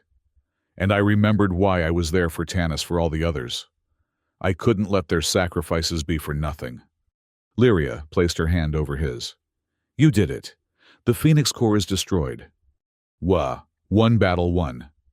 Arik said, "But the war isn't over. Scylla will rebuild, and there are still Alliance officials who supported the program. They need to be exposed, brought to justice. And they will be," Lyria promised, thinking of the data Crystal Arik had entrusted to her, the insurance that had now become their next mission. "Together, we'll make sure of it." The hyperspace journey back to the Remnant base was quiet, each member of the team processing the mission in their own way. When they emerged from hyperspace near Arik's Tran, piloted the stolen research vessel into the planet's atmosphere, following the coordinates to the hidden mountain base. As they approached the landing zone, however, Kent frowned at the sensor readings. "Something's wrong. I'm not detecting the base's passive signature." A sense of foreboding settled over the team. Tran brought the ship in lower, flying through the canyons that concealed the Remnant's headquarters. When they rounded the final bend, the devastation became apparent. The base's hidden hangar doors had been blown open, smoke still rising from the blackened interior. "No," Arik breathed, his face ashen. "Scan for life signs." Kent worked the sensors frantically. "Scattered readings. Some survivors, but the base has been compromised. This attack was recent, within the last hour. Set us down in the auxiliary landing zone." Lyria ordered, her tactical mind already working through scenarios. "We need to assess the situation before we move in." Tran guided the vessel to a small clearing, half a kilometer from the base, concealed from aerial observation by overhanging rock formations.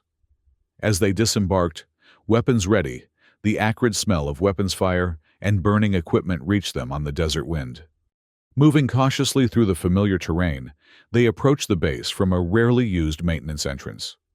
The access codes still worked, suggesting the attack had been swift enough that the Remnant hadn't had time to initiate full lockdown protocols.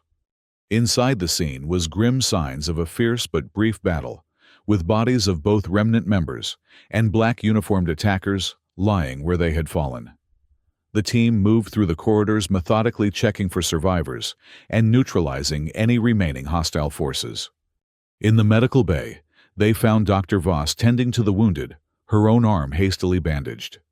Her face registered shock and relief when she saw them. "You made it," she said, her voice rough from smoke inhalation. "We thought, when we lost contact with Kent's transmission."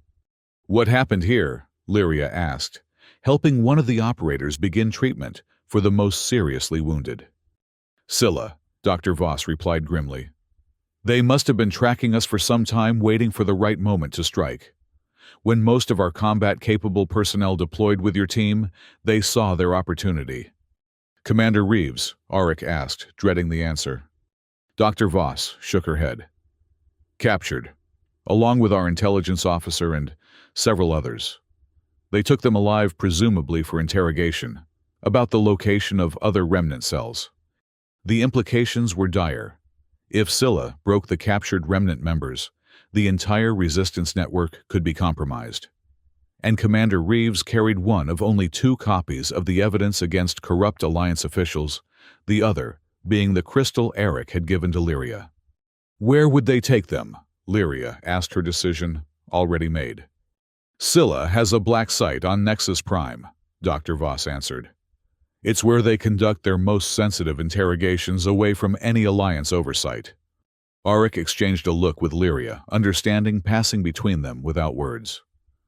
We're going after them, he stated. It would be suicide, Kent argued.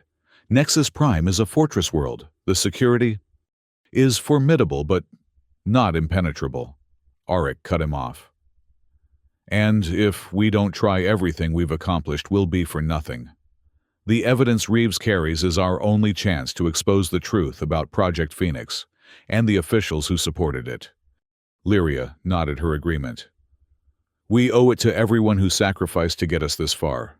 But first, we need to secure the survivors here and ensure the wounded are stable. They spent the next hours organizing the remaining remnant members, establishing a perimeter defense, and preparing the injured for evacuation to a secondary safe location. Throughout it all, Lyria observed Auric closely.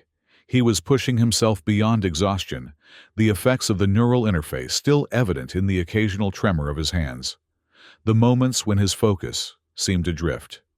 When they finally had a moment alone, Lyria confronted him. You need rest before we attempt another mission. The neural interface took more out of you than you're admitting. Auric's instinct was to deny it, but the concern in her eyes broke through his defenses. There are after effects, he conceded reluctantly. Echoes of the core's presence. Dr. Voss warned me this might happen. Lyria's heart clenched with fear. Are you saying part of the Phoenix core is still in your head? Not exactly, Auric clarified. More like imprints. Like reflections in water after the object is gone. He rubbed his temples where the interface had connected to his implant. They're already fading. I just need time to process everything. Time we don't have if we're going to reach Nexus Prime before Scylla breaks Reeves, Lyria pointed out. But we won't help anyone if you collapse from neural strain in the middle of an infiltration. Auric recognized the wisdom in her words. 6 hours, he agreed. I'll rest for 6 hours while the team prepares the ship and gathers intelligence on the black site. Lyria knew it wasn't enough, but it was the most she could expect him to concede. Make it 8 and I'll stop worrying. A ghost of a smile touched his lips. No, you won't. No, she admitted, I won't, but I'll worry less. Dr. Voss insisted on examining Auric before he rested, concerned about the interface's effects. After a series of neural scans and cognitive tests, she delivered her assessment. The good news is that your natural neural patterns are reasserting themselves, she told him. The core's influence is diminishing as your brain rebuilds the pathways that were temporarily overwritten during the connection. And the bad news? Lyria asked, sensing there was more. Dr. Voss hesitated. The process is taxing. Continuing to push yourself could result in neural burnout, memory loss, cognitive impairment, possibly worse. How long until I'm fully recovered? Auric asked directly. Ideally, weeks of rest and rehabilitation, Dr. Voss replied. But, given the circumstances, at least 3 days of minimal neural stress would allow your brain to stabilize the most critical pathways. 3 days they didn't have. Lyria and Auric exchanged another look, the weight of the impossible choice before them, settling heavily between them. Thank you, Doctor, Auric said finally. I'll take that into consideration. Dr. Voss recognized the diplomatic non-answer for what it was. At least take these, she insisted, providing a small container of medication. Neural stabilizers. They won't solve the underlying issue, but they'll help manage the symptoms and potentially prevent further damage. After Auric retired to rest, Lyria joined Kent Tran and the remaining team members to plan their approach to Nexus Prime. The black site's location was known, but its interior layout and security measures remained a mystery that would require careful intelligence gathering. "I have contacts in the Nexus Spaceport Authority," Tran offered. "People who owe me favors from before I joined Scylla. They might be able to provide landing clearance codes, maybe even information about Scylla's transport movements. And I know a former Alliance security officer stationed on Nexus," Kent added. "She was discharged after questioning orders during Guardian's breach. If she's still there, she might help us navigate the planetary defense grid." Lyria nodded, the outline of a plan forming in her mind. "We'll need disguises, credentials, a believable cover story for our presence. And we'll need to move fast. Scylla won't waste time with their interrogation." They worked through the details methodically, each contributing their expertise to a plan that was audacious, dangerous, and possibly their only hope of rescuing Reeves and the others before it was too late. 8 hours later, as promised, Lyria went to wake Auric. She found him already up, reviewing the plan they had developed. The rest had improved his color somewhat, but she could still see the strain around his eyes, the careful way he moved to avoid triggering what must be a persistent headache. "Dr. Voss says you haven't taken the stabilizers," she said without preamble. Auric didn't look up from the tactical display. "They dull cognitive functions. I need to be sharp for this mission." "You need to be alive for this mission," Lyria countered. "And functional. The stabilizers won't impair you nearly as much as a neural collapse in the middle of an infiltration." He met her gaze, then the stubborn determination she knew so well, evident in his expression. "I've calculated the risk. The symptoms are manageable for now." Lyria recognized she wouldn't win this argument through direct confrontation. Instead, she changed tactics. "I need you at your best, Auric. Not just for the mission, but after. We've only just found each other again. I'm not ready to lose you to your own stubbornness." The appeal struck home in a way medical warnings couldn't. Auric's expression softened, and he reached for the container of stabilizers. "1 dose," he compromised. "Before we infiltrate the black site, not before." It was less than Lyria hoped for, but more than she expected. "Agreed," she said, knowing when to accept a partial victory. The captured research vessel proved invaluable for their approach to Nexus Prime. Its Scylla registry and legitimate research credentials allowed them to request landing clearance without immediately raising suspicions. Tran's contacts in the Spaceport Authority expedited their approval, providing them with a docking assignment in a commercial sector adjacent to the one housing Scylla's facilities. As they made their final approach to the planet, a heavily industrialized world with sprawling cities covering most of its surface, Lyria briefed the team one last time. "Our intelligence suggests Commander Reeves and the others are being held in Sublevel 3 of this facility." She indicated a nondescript building on the holographic map. "Security will be heaviest at the main entrance and around the interrogation chambers. We'll access through this maintenance tunnel." She highlighted a narrow passage connecting to an adjacent building, using the credentials Tran's contact provided. Once inside, Auric continued, "We split into 2 teams. Lyria and I will locate and extract Reeves and any other survivors. Kent Tran and the rest of you will secure our exit route and be prepared to provide a diversion if necessary."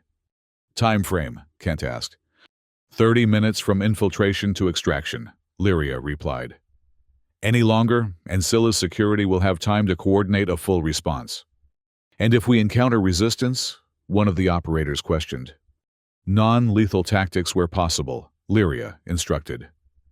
"These are security personnel doing their jobs, not the architects of Project Phoenix. But if it comes down to them or our people..." She let the implication hang in the air. The team understood.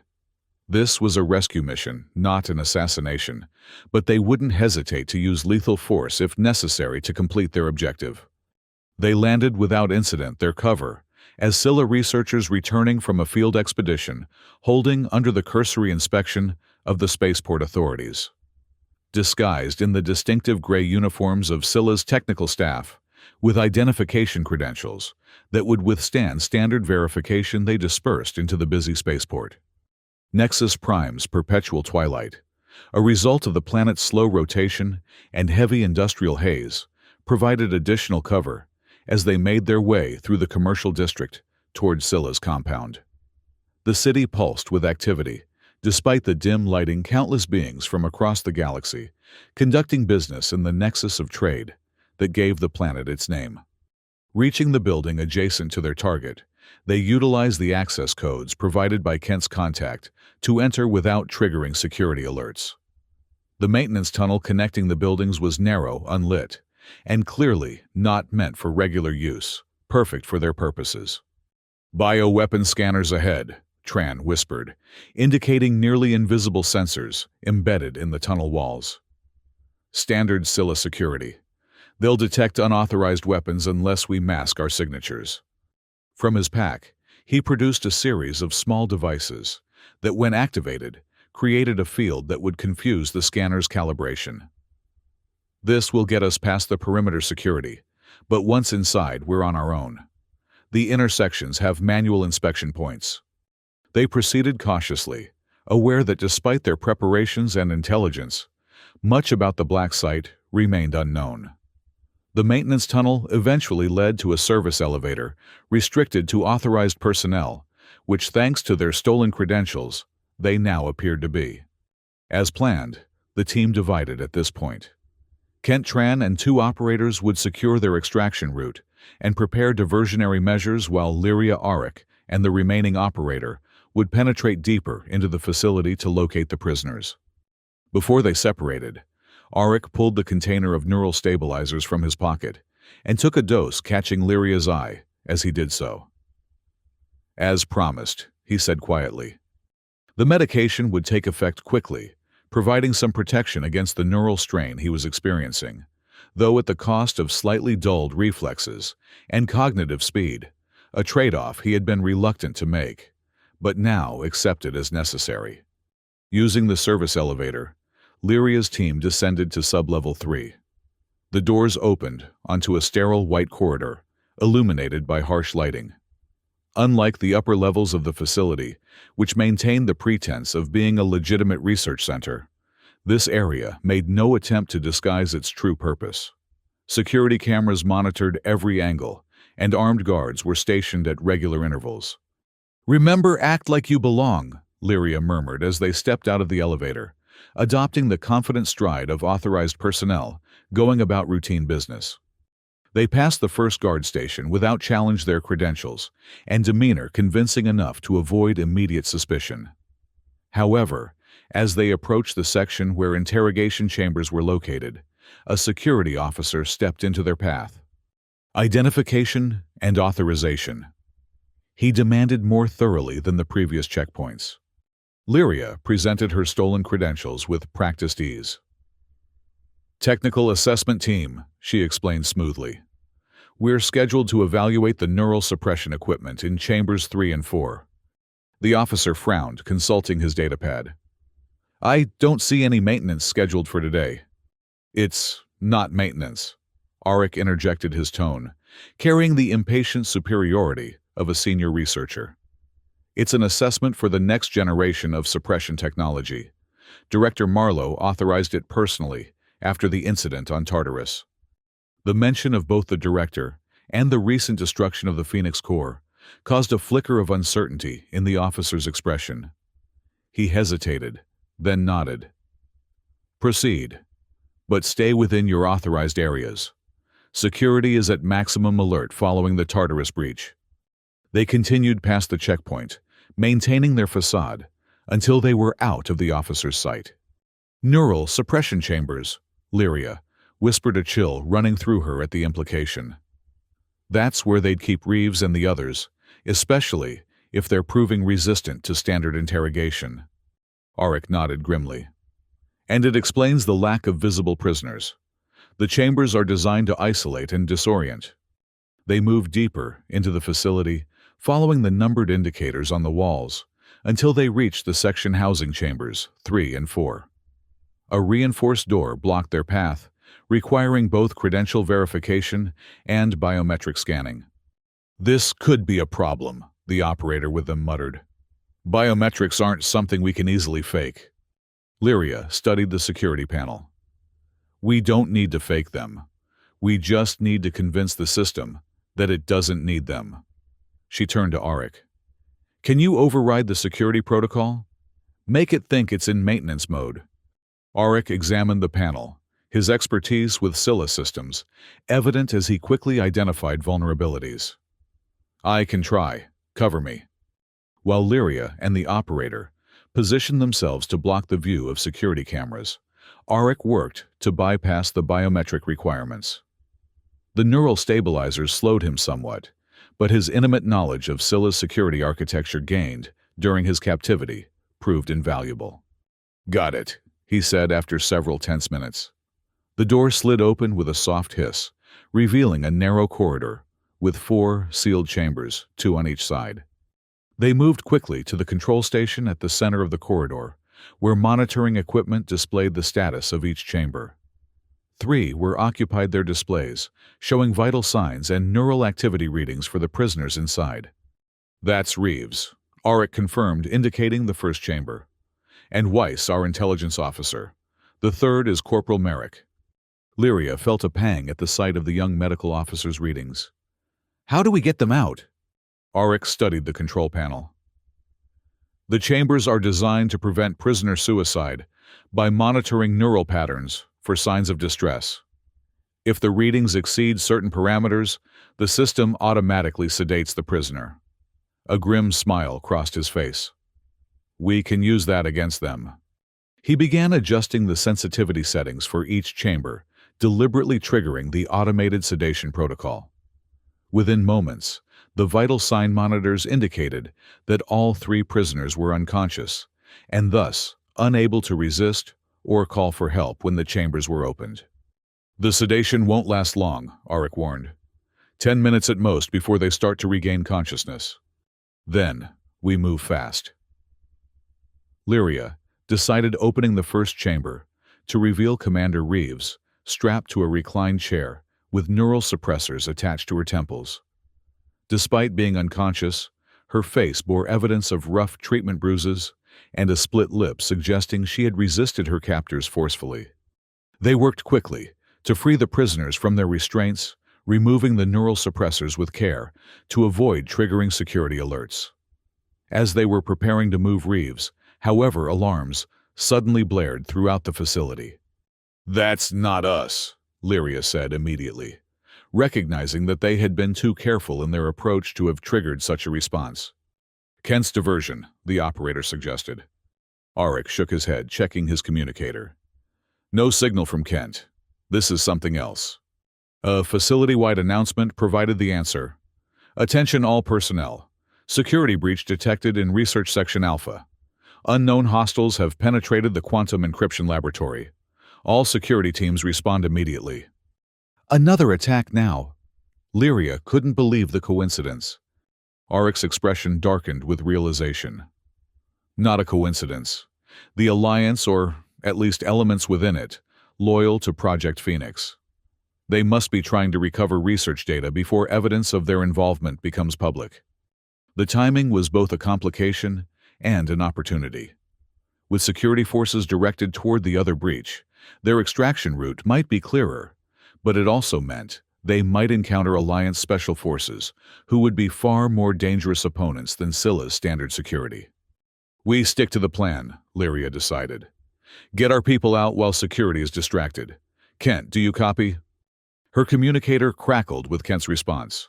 "Copy. We're monitoring the situation. Extraction route is currently clear, but there's increased activity throughout the compound. You have maybe 5 minutes before security reorganizes to cover all sectors."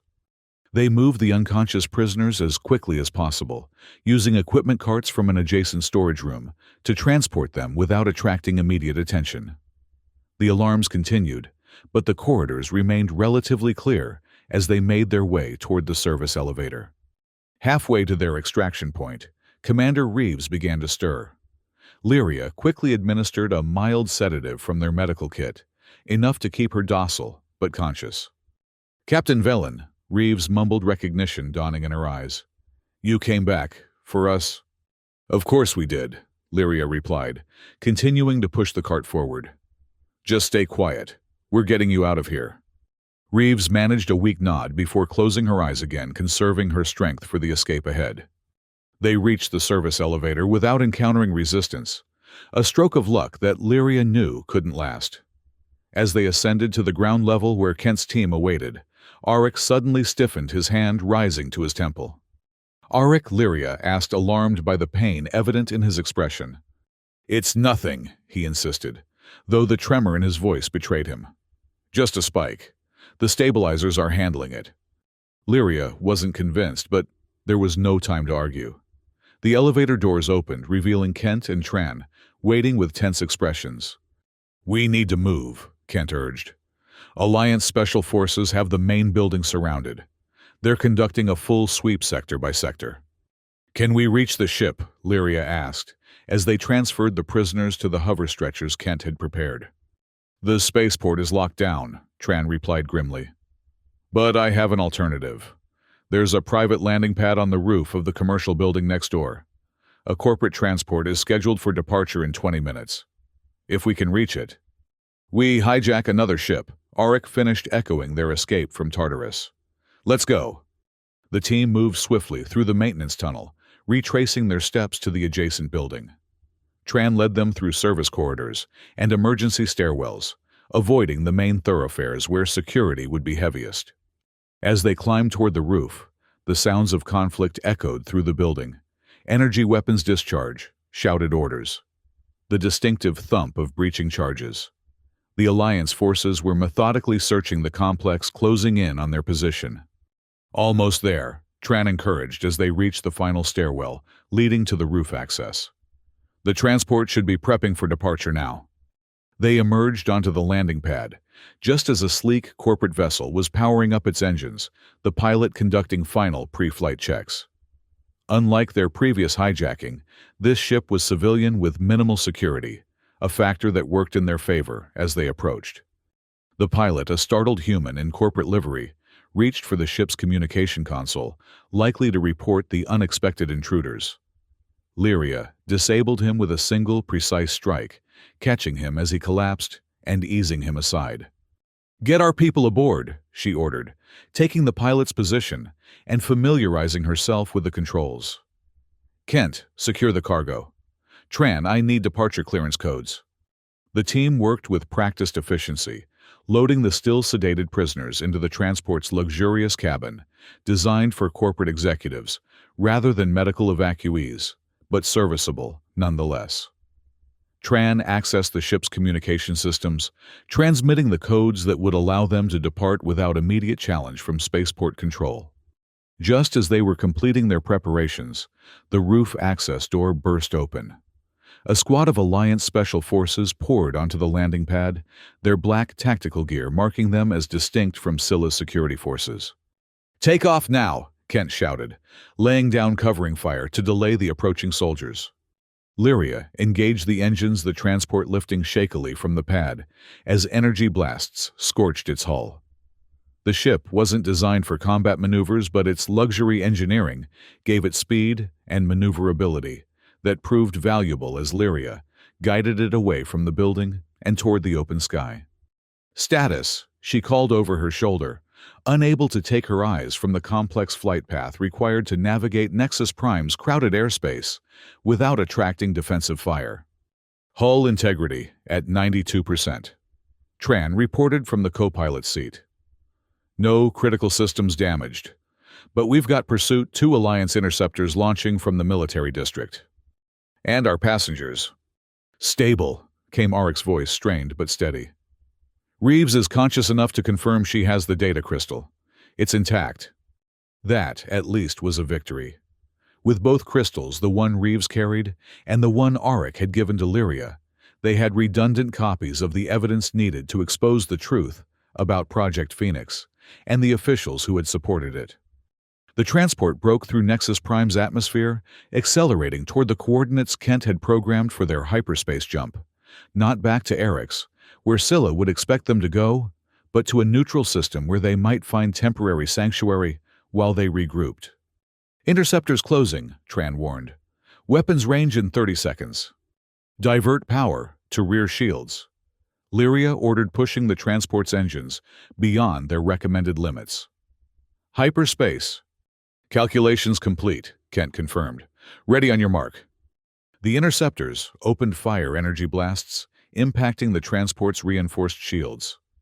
The cabin shuddered with each hit, the civilian vessel, not designed to withstand military-grade weapons. Shields at 60%, Tran reported tensely. One more direct hit and... Jumping now, Lyria interrupted activating the hyperspace drive. The stars stretched and blurred around them as the transport leaped into the safety of hyperspace, leaving the interceptors and Nexus Prime behind. A collective sigh of relief passed through the cabin, the immediate danger averted. But Lyria knew their challenges were far from over. They were now fugitives from both Scylla and elements within the Alliance itself, with injured comrades and limited resources. She set the autopilot and moved to check on the others. Kent and the operators were treating minor injuries sustained during the escape. Tran was monitoring the ship's systems, ensuring their hasty departure hadn't damaged anything critical. Weiss and Merrick remained sedated, their conditions stable, according to the medical readouts. Commander Reeves was awake, though weak, her eyes clear and alert, despite the ordeal she had endured. "Captain," she acknowledged Lyria. "Lieutenant Hale briefed me on the mission to Tartarus, the Phoenix Corps." "Destroyed," Lyria confirmed. "Completely corrupted by the virus. Scylla might eventually rebuild, but it will take them years." Reeves nodded with satisfaction. "Then we've won the first battle, but the war continues." She reached into a hidden pocket in her uniform, extracting a data crystal, identical to the one Auric had given Lyria. "This contains everything: names, dates, transmission records, financial transactions. Everyone involved in Project Phoenix, from Scylla executives to Alliance officials." "Including Fleet Admiral Desmond," came Auric's voice from behind them. Lyria turned, startled by both his appearance and his words. Auric stood in the doorway, his face pale, a thin trickle of blood running from his nose. But it was the name he had spoken that truly shocked her. "Admiral Desmond, the head of the Alliance Defense Council." Auric nodded grimly. "The orchestrator of the entire Phoenix program. He saw it as the future of warfare soldiers, who couldn't question orders, couldn't refuse missions, couldn't reveal classified information even under torture. The perfect military," Reeves added bitterly, "at the cost of everything the Alliance once stood for." Lyria's mind reeled with the implications. If the highest levels of Alliance leadership were corrupted, where could they turn? Who could they trust with the evidence they had gathered? Before she could voice these concerns, Auric swayed on his feet, his hand shooting out to steady himself against the doorframe. The blood from his nose had increased to a steady flow, and his eyes were unfocused. Auric Lyria rushed to his side, supporting him as his knees buckled. "Kent, medical kit now." Together, they eased Auric onto one of the transport's plush couches. Kent quickly assessed his condition, his expression grave. "Neural cascade," he diagnosed. "The stabilizers aren't holding. We need to get him to a proper medical facility." "No." Auric managed his voice, weak but determined. "No Alliance hospitals. They'll find us." "Then, where?" Lyria demanded, fear gripping her heart as Auric's condition deteriorated before her eyes. "We can't treat this ourselves." Commander Reeves, who had dragged herself to a sitting position despite her own injuries, spoke up. "There's a place, a medical station in the Arcturus system run by former Alliance doctors who left the service after Guardian's breach. They've been treating our wounded for 2 years without ever betraying us to Scylla or the Alliance. Arcturus is only one jump away from our current trajectory." Tran confirmed, already recalculating their course. "Do it," Lyria ordered, her attention never leaving Auric's face. His eyes had closed, his breathing shallow, but stable for the moment. The neural cascade, a collapse of the pathways Dr. Voss had warned about, had been triggered by the stress of the mission, the stabilizers insufficient to prevent the damage caused by pushing his already strained mind. As Tran reprogrammed their course for Arcturus, Lyria held Eric's hand, willing her strength into him through sheer force of will. She had found him again, after 3 years of believing him dead. She had discovered a love she hadn't allowed herself to acknowledge before losing him. She refused to lose him now, not when they had finally found their way back to each other. "Fight, Auric," she whispered, echoing the words he claimed had helped him resist the Phoenix Core's influence. "Fight, and come back to me." The journey to Arcturus felt eternal, though in reality, it took less than 10 hours. Throughout the flight, Kent and Lyria took turns monitoring Eric's condition, which had stabilized into a coma-like state, unresponsive, but not deteriorating further. The neural stabilizers administered in carefully calculated doses were enough to prevent catastrophic damage, but not to reverse the cascade effect. When they emerged from hyperspace near Arcturus, a small, unremarkable moon orbiting a gas giant, far from the system's main traffic lanes, Tran transmitted the recognition codes Reeves provided. A response came almost immediately: coordinates for a landing site on the moon's surface, accompanied by medical protocols to prepare their patient for treatment. The medical station was concealed beneath what appeared to be a mining operation, its true purpose known only to a select few. As they landed in a camouflaged hangar, a medical team was already waiting, led by a tall, austere woman with silver-streaked hair, pulled back in a severe bun. Dr. Elena Kotri. She introduced herself briskly as her team transferred Auric to a hover stretcher. "Former Alliance Neurological Research Division. Commander Reeves has spoken of you, Captain Valen, Lieutenant Hale. What happened?"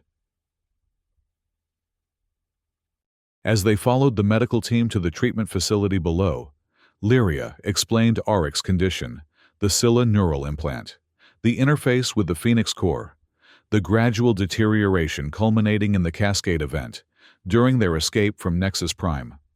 Dr. Kotri listened intently, asking precise questions about the timing of symptoms, the medication administered, and the exact nature of the Phoenix Core's architecture. By the time they reached the medical center proper, a surprisingly well-equipped facility given its clandestine nature, she had formed a preliminary diagnosis. "The lieutenant's condition is serious, but not hopeless," she informed Lyria, as her team began a more thorough examination of Auric. "The first-generation implant actually works in his favor. Its integration with his neural pathways is less invasive than later versions. The cascade is a protective response, his brain essentially shutting down non-essential functions to preserve core identity and memory." "Can you reverse it?" Lyria asked, her voice steady, despite the fear that threatened to overwhelm her. "I believe so," Dr. Kotri replied cautiously. "But the treatment is not without risks. We'll need to essentially reboot his neural pathways, allowing them to re-establish their natural connections without the interference patterns created by the core's influence." "What are the risks?" Dr. Kotri didn't sugarcoat her answer. "Memory loss is almost certain. The question is how extensive. It could be as minor as losing details of recent events, or as severe as losing years of his life. In the worst case, his core personality could be affected, changing fundamental aspects of who he is." Lyria felt as if the floor had dropped from beneath her feet. The thought of Auric waking with no memory of their reunion, no recollection of the feelings they had finally acknowledged, was devastating.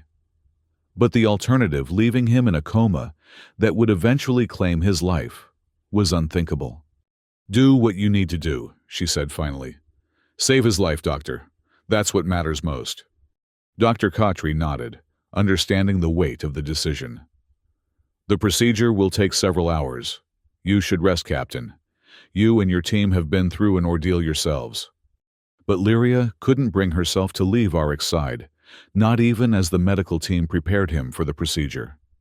She stood at the observation window, watching as they connected him to the specialized equipment that would monitor and manipulate his neural pathways, attempting to restore what the Phoenix core had damaged.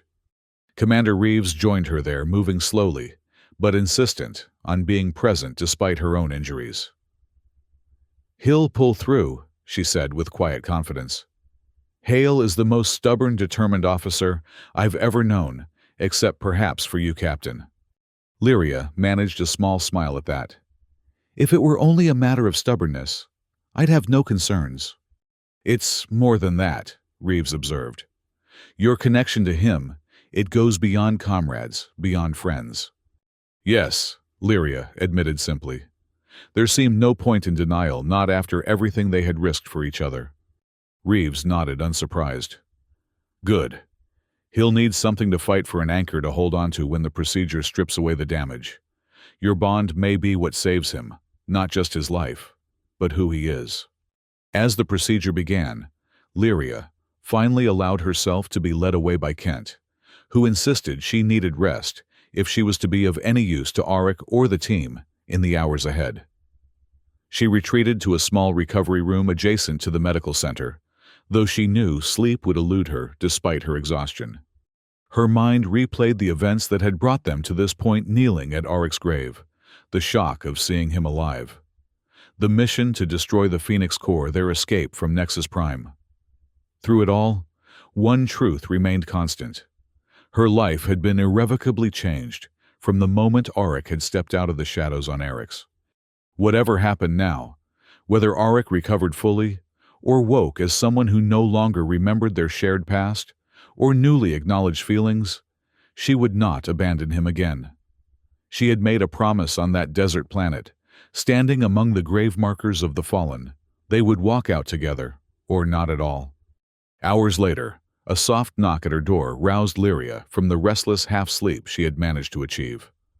Dr. Khatri entered, her expression guarded, but not grim. "The procedure is complete," she reported. "Lieutenant Hale is stable.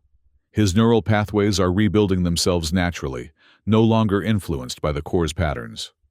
"And his memory, his personality?" Lyria asked, bracing herself for the answer.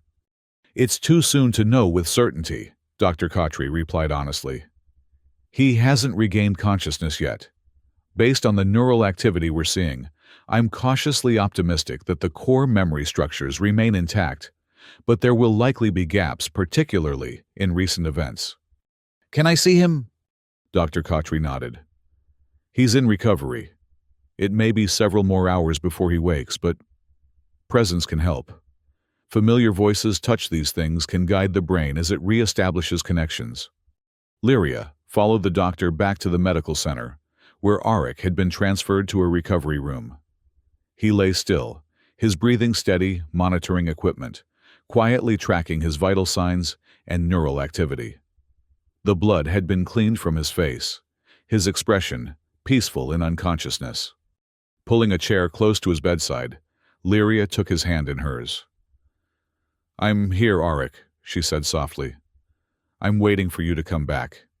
For hours, she sat with him sometimes, speaking quietly of shared memories from their years of service together. Sometimes, simply holding his hand in companionable silence. Kent and Tran visited briefly, reporting that the other rescued prisoners were recovering well and that the data crystals remained secure. Commander Reeves came last, moving with more strength after receiving treatment for her injuries. She placed a hand on Lyria's shoulder in silent support before speaking to Auric as if he could hear every word. "Lieutenant, your mission was successful. The Phoenix core is destroyed, the evidence is safe, and we're already making arrangements to get it to trustworthy officials within the Alliance. Your sacrifice won't be in vain, but your duty isn't complete yet. Captain Valen needs you to wake up, soldier. That's an order." As the hours stretched into a full day, Lyria refused to leave Auric's side except for the briefest necessities. She dozed occasionally in the chair, her hand never leaving his, as if the physical connection might somehow tether his consciousness, guide him back from wherever his mind had retreated. It was during one such moment of half-sleep that she felt a slight pressure against her fingers, a tightening of Auric's hand around hers. Instantly alert, she leaned forward, searching his face for any sign of awareness. His eyelids fluttered, then slowly opened. For a heart-stopping moment, his gaze was unfocused, confused. Then his eyes found hers, and something crystallized in his expression. Recognition, relief, a dawning awareness. "Lyria," he whispered, his voice hoarse from disuse. That single word, her name spoken, with such clear recognition, unleashed the emotions she had held in check throughout the ordeal. Tears spilled down her cheeks as she leaned closer, squeezing his hand. "I'm here," she managed through the tightness in her throat. "Do you know where you are?" Arik's brow furrowed slightly as he took in his surroundings. Medical facility, not Alliance standard. His gaze returned to her face. "What happened?" "The last thing I remember is Nexus Prime, the extraction." My head. Relief washed over Lyria. He remembered their mission to rescue Reeves, which meant the memory loss wasn't as extensive as Dr. Khatri had feared. "You experienced a neural cascade, the after effect of your connection to the Phoenix core. The doctors had to essentially reboot your brain to break the damage patterns." Understanding dawned in his eyes, followed by concern. "Memory loss. They said it was likely. How much do you remember?" Arik closed his eyes briefly, searching his mind. "Eric's. Finding you at my grave. The remnant base. Tartarus and the core." A small smile touched his lips. "Us." The simple word carried such meaning that Lyria felt warmth spread through her chest. "You remember everything." "Not everything," he admitted. "There are gaps, fragments missing. But the important parts, yes." Dr. Khatri had entered quietly during their conversation, observing Arik's responses with professional interest. "This is better than I expected, Lieutenant," she said, moving to check the monitoring equipment. "The neural regeneration patterns indicate your core memory structures are largely intact. The gaps you're experiencing should fill in over time as your brain rebuilds the affected pathways." "How long until I'm operational?" Arik asked, the soldier in him immediately concerned with returning to duty. Dr. Khatri fixed him with a stern look. "That depends entirely on how well you follow medical advice this time. Minimum 2 weeks of recovery here, followed by at least a month of limited activity, while your neural pathways stabilize. Push yourself again, and the damage could be permanent." Before Arik could protest, Lyria squeezed his hand. "She's right, Arik. We have time now. The Phoenix core is destroyed, we have the evidence, and Commander Reeves is already working on getting it to the right people in the Alliance." Dr. Khatri, sensing they needed privacy, completed her checks and discreetly withdrew, promising to return later for a more thorough examination now that Arik was conscious. Alone again, Arik focused fully on Lyria, his expression growing serious. "When I was connected to the core fighting against its influence, I saw flashes of what could happen if we failed, an alliance transformed into something unrecognizable. Soldiers turned into weapons without will or conscience." He paused, his hand tightening around hers. "But I also saw what we're fighting for, the chance to rebuild something better from the ashes of corruption. A future worth protecting." "A future we'll build together," Lyria assured him. "Once you're recovered." Arik's smile, genuine, warm, without the shadow of pain that had marked his expressions since their reunion on Eric's, transformed his face. "I held on to that promise in the darkness, that we would walk out together, or not at all." Lyria leaned forward, pressing her forehead gently against his. "And we did," she whispered. "We're both here alive with a second chance I never thought we'd have." In the days that followed, Arik's recovery progressed steadily, his strength returning more quickly than Dr. Khatri had anticipated. The missing fragments of memory gradually resurfaced, though some details remained permanently lost, casualties of the neural cascade and subsequent treatment. Commander Reeves, once her own injuries had healed, sufficiently departed with Weiss and a small security team to deliver the evidence to a select group of Alliance officials they believed were untainted by involvement in Project Phoenix.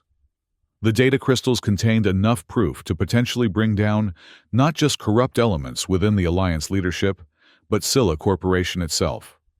Lyria divided her time between assisting with remnant operations, coordinating with other cells, establishing new safe houses to replace the compromised base on Eryx, and supporting Arek's recovery.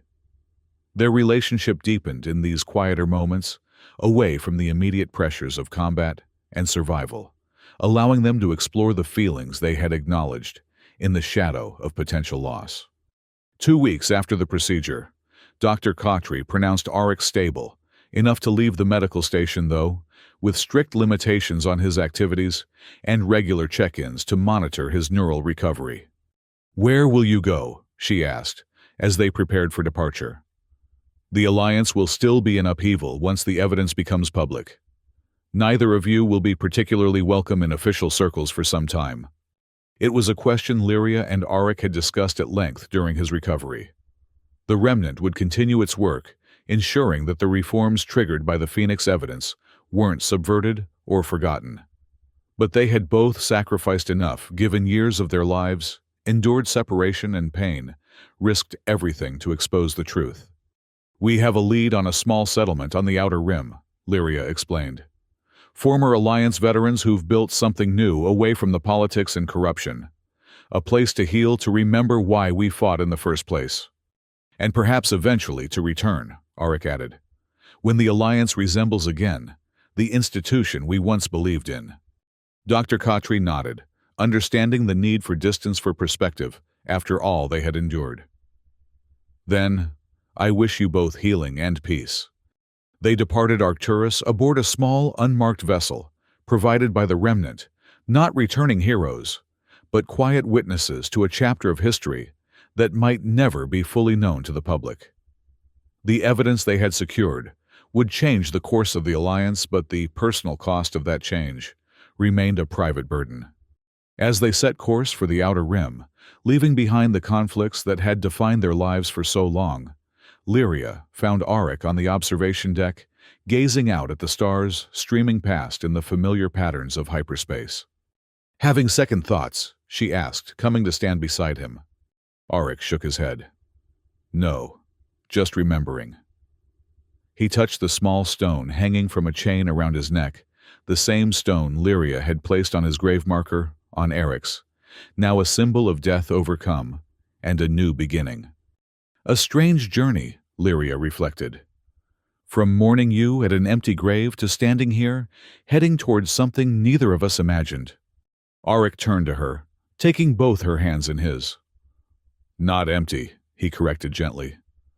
"That grave held something real, the past, the pain, the people we once were. But we're not bound to remain there." He drew her closer, their foreheads touching in the gesture that had become a silent affirmation of their connection. "I never thought I'd be grateful for Scylla finding me in the rubble of Guardian's Breach. But if that hadn't happened, if I had been rescued by the Alliance instead, we might never have discovered the truth, never had the chance to stop what was happening. And I might never have realized what you truly meant to me," Lyria added softly.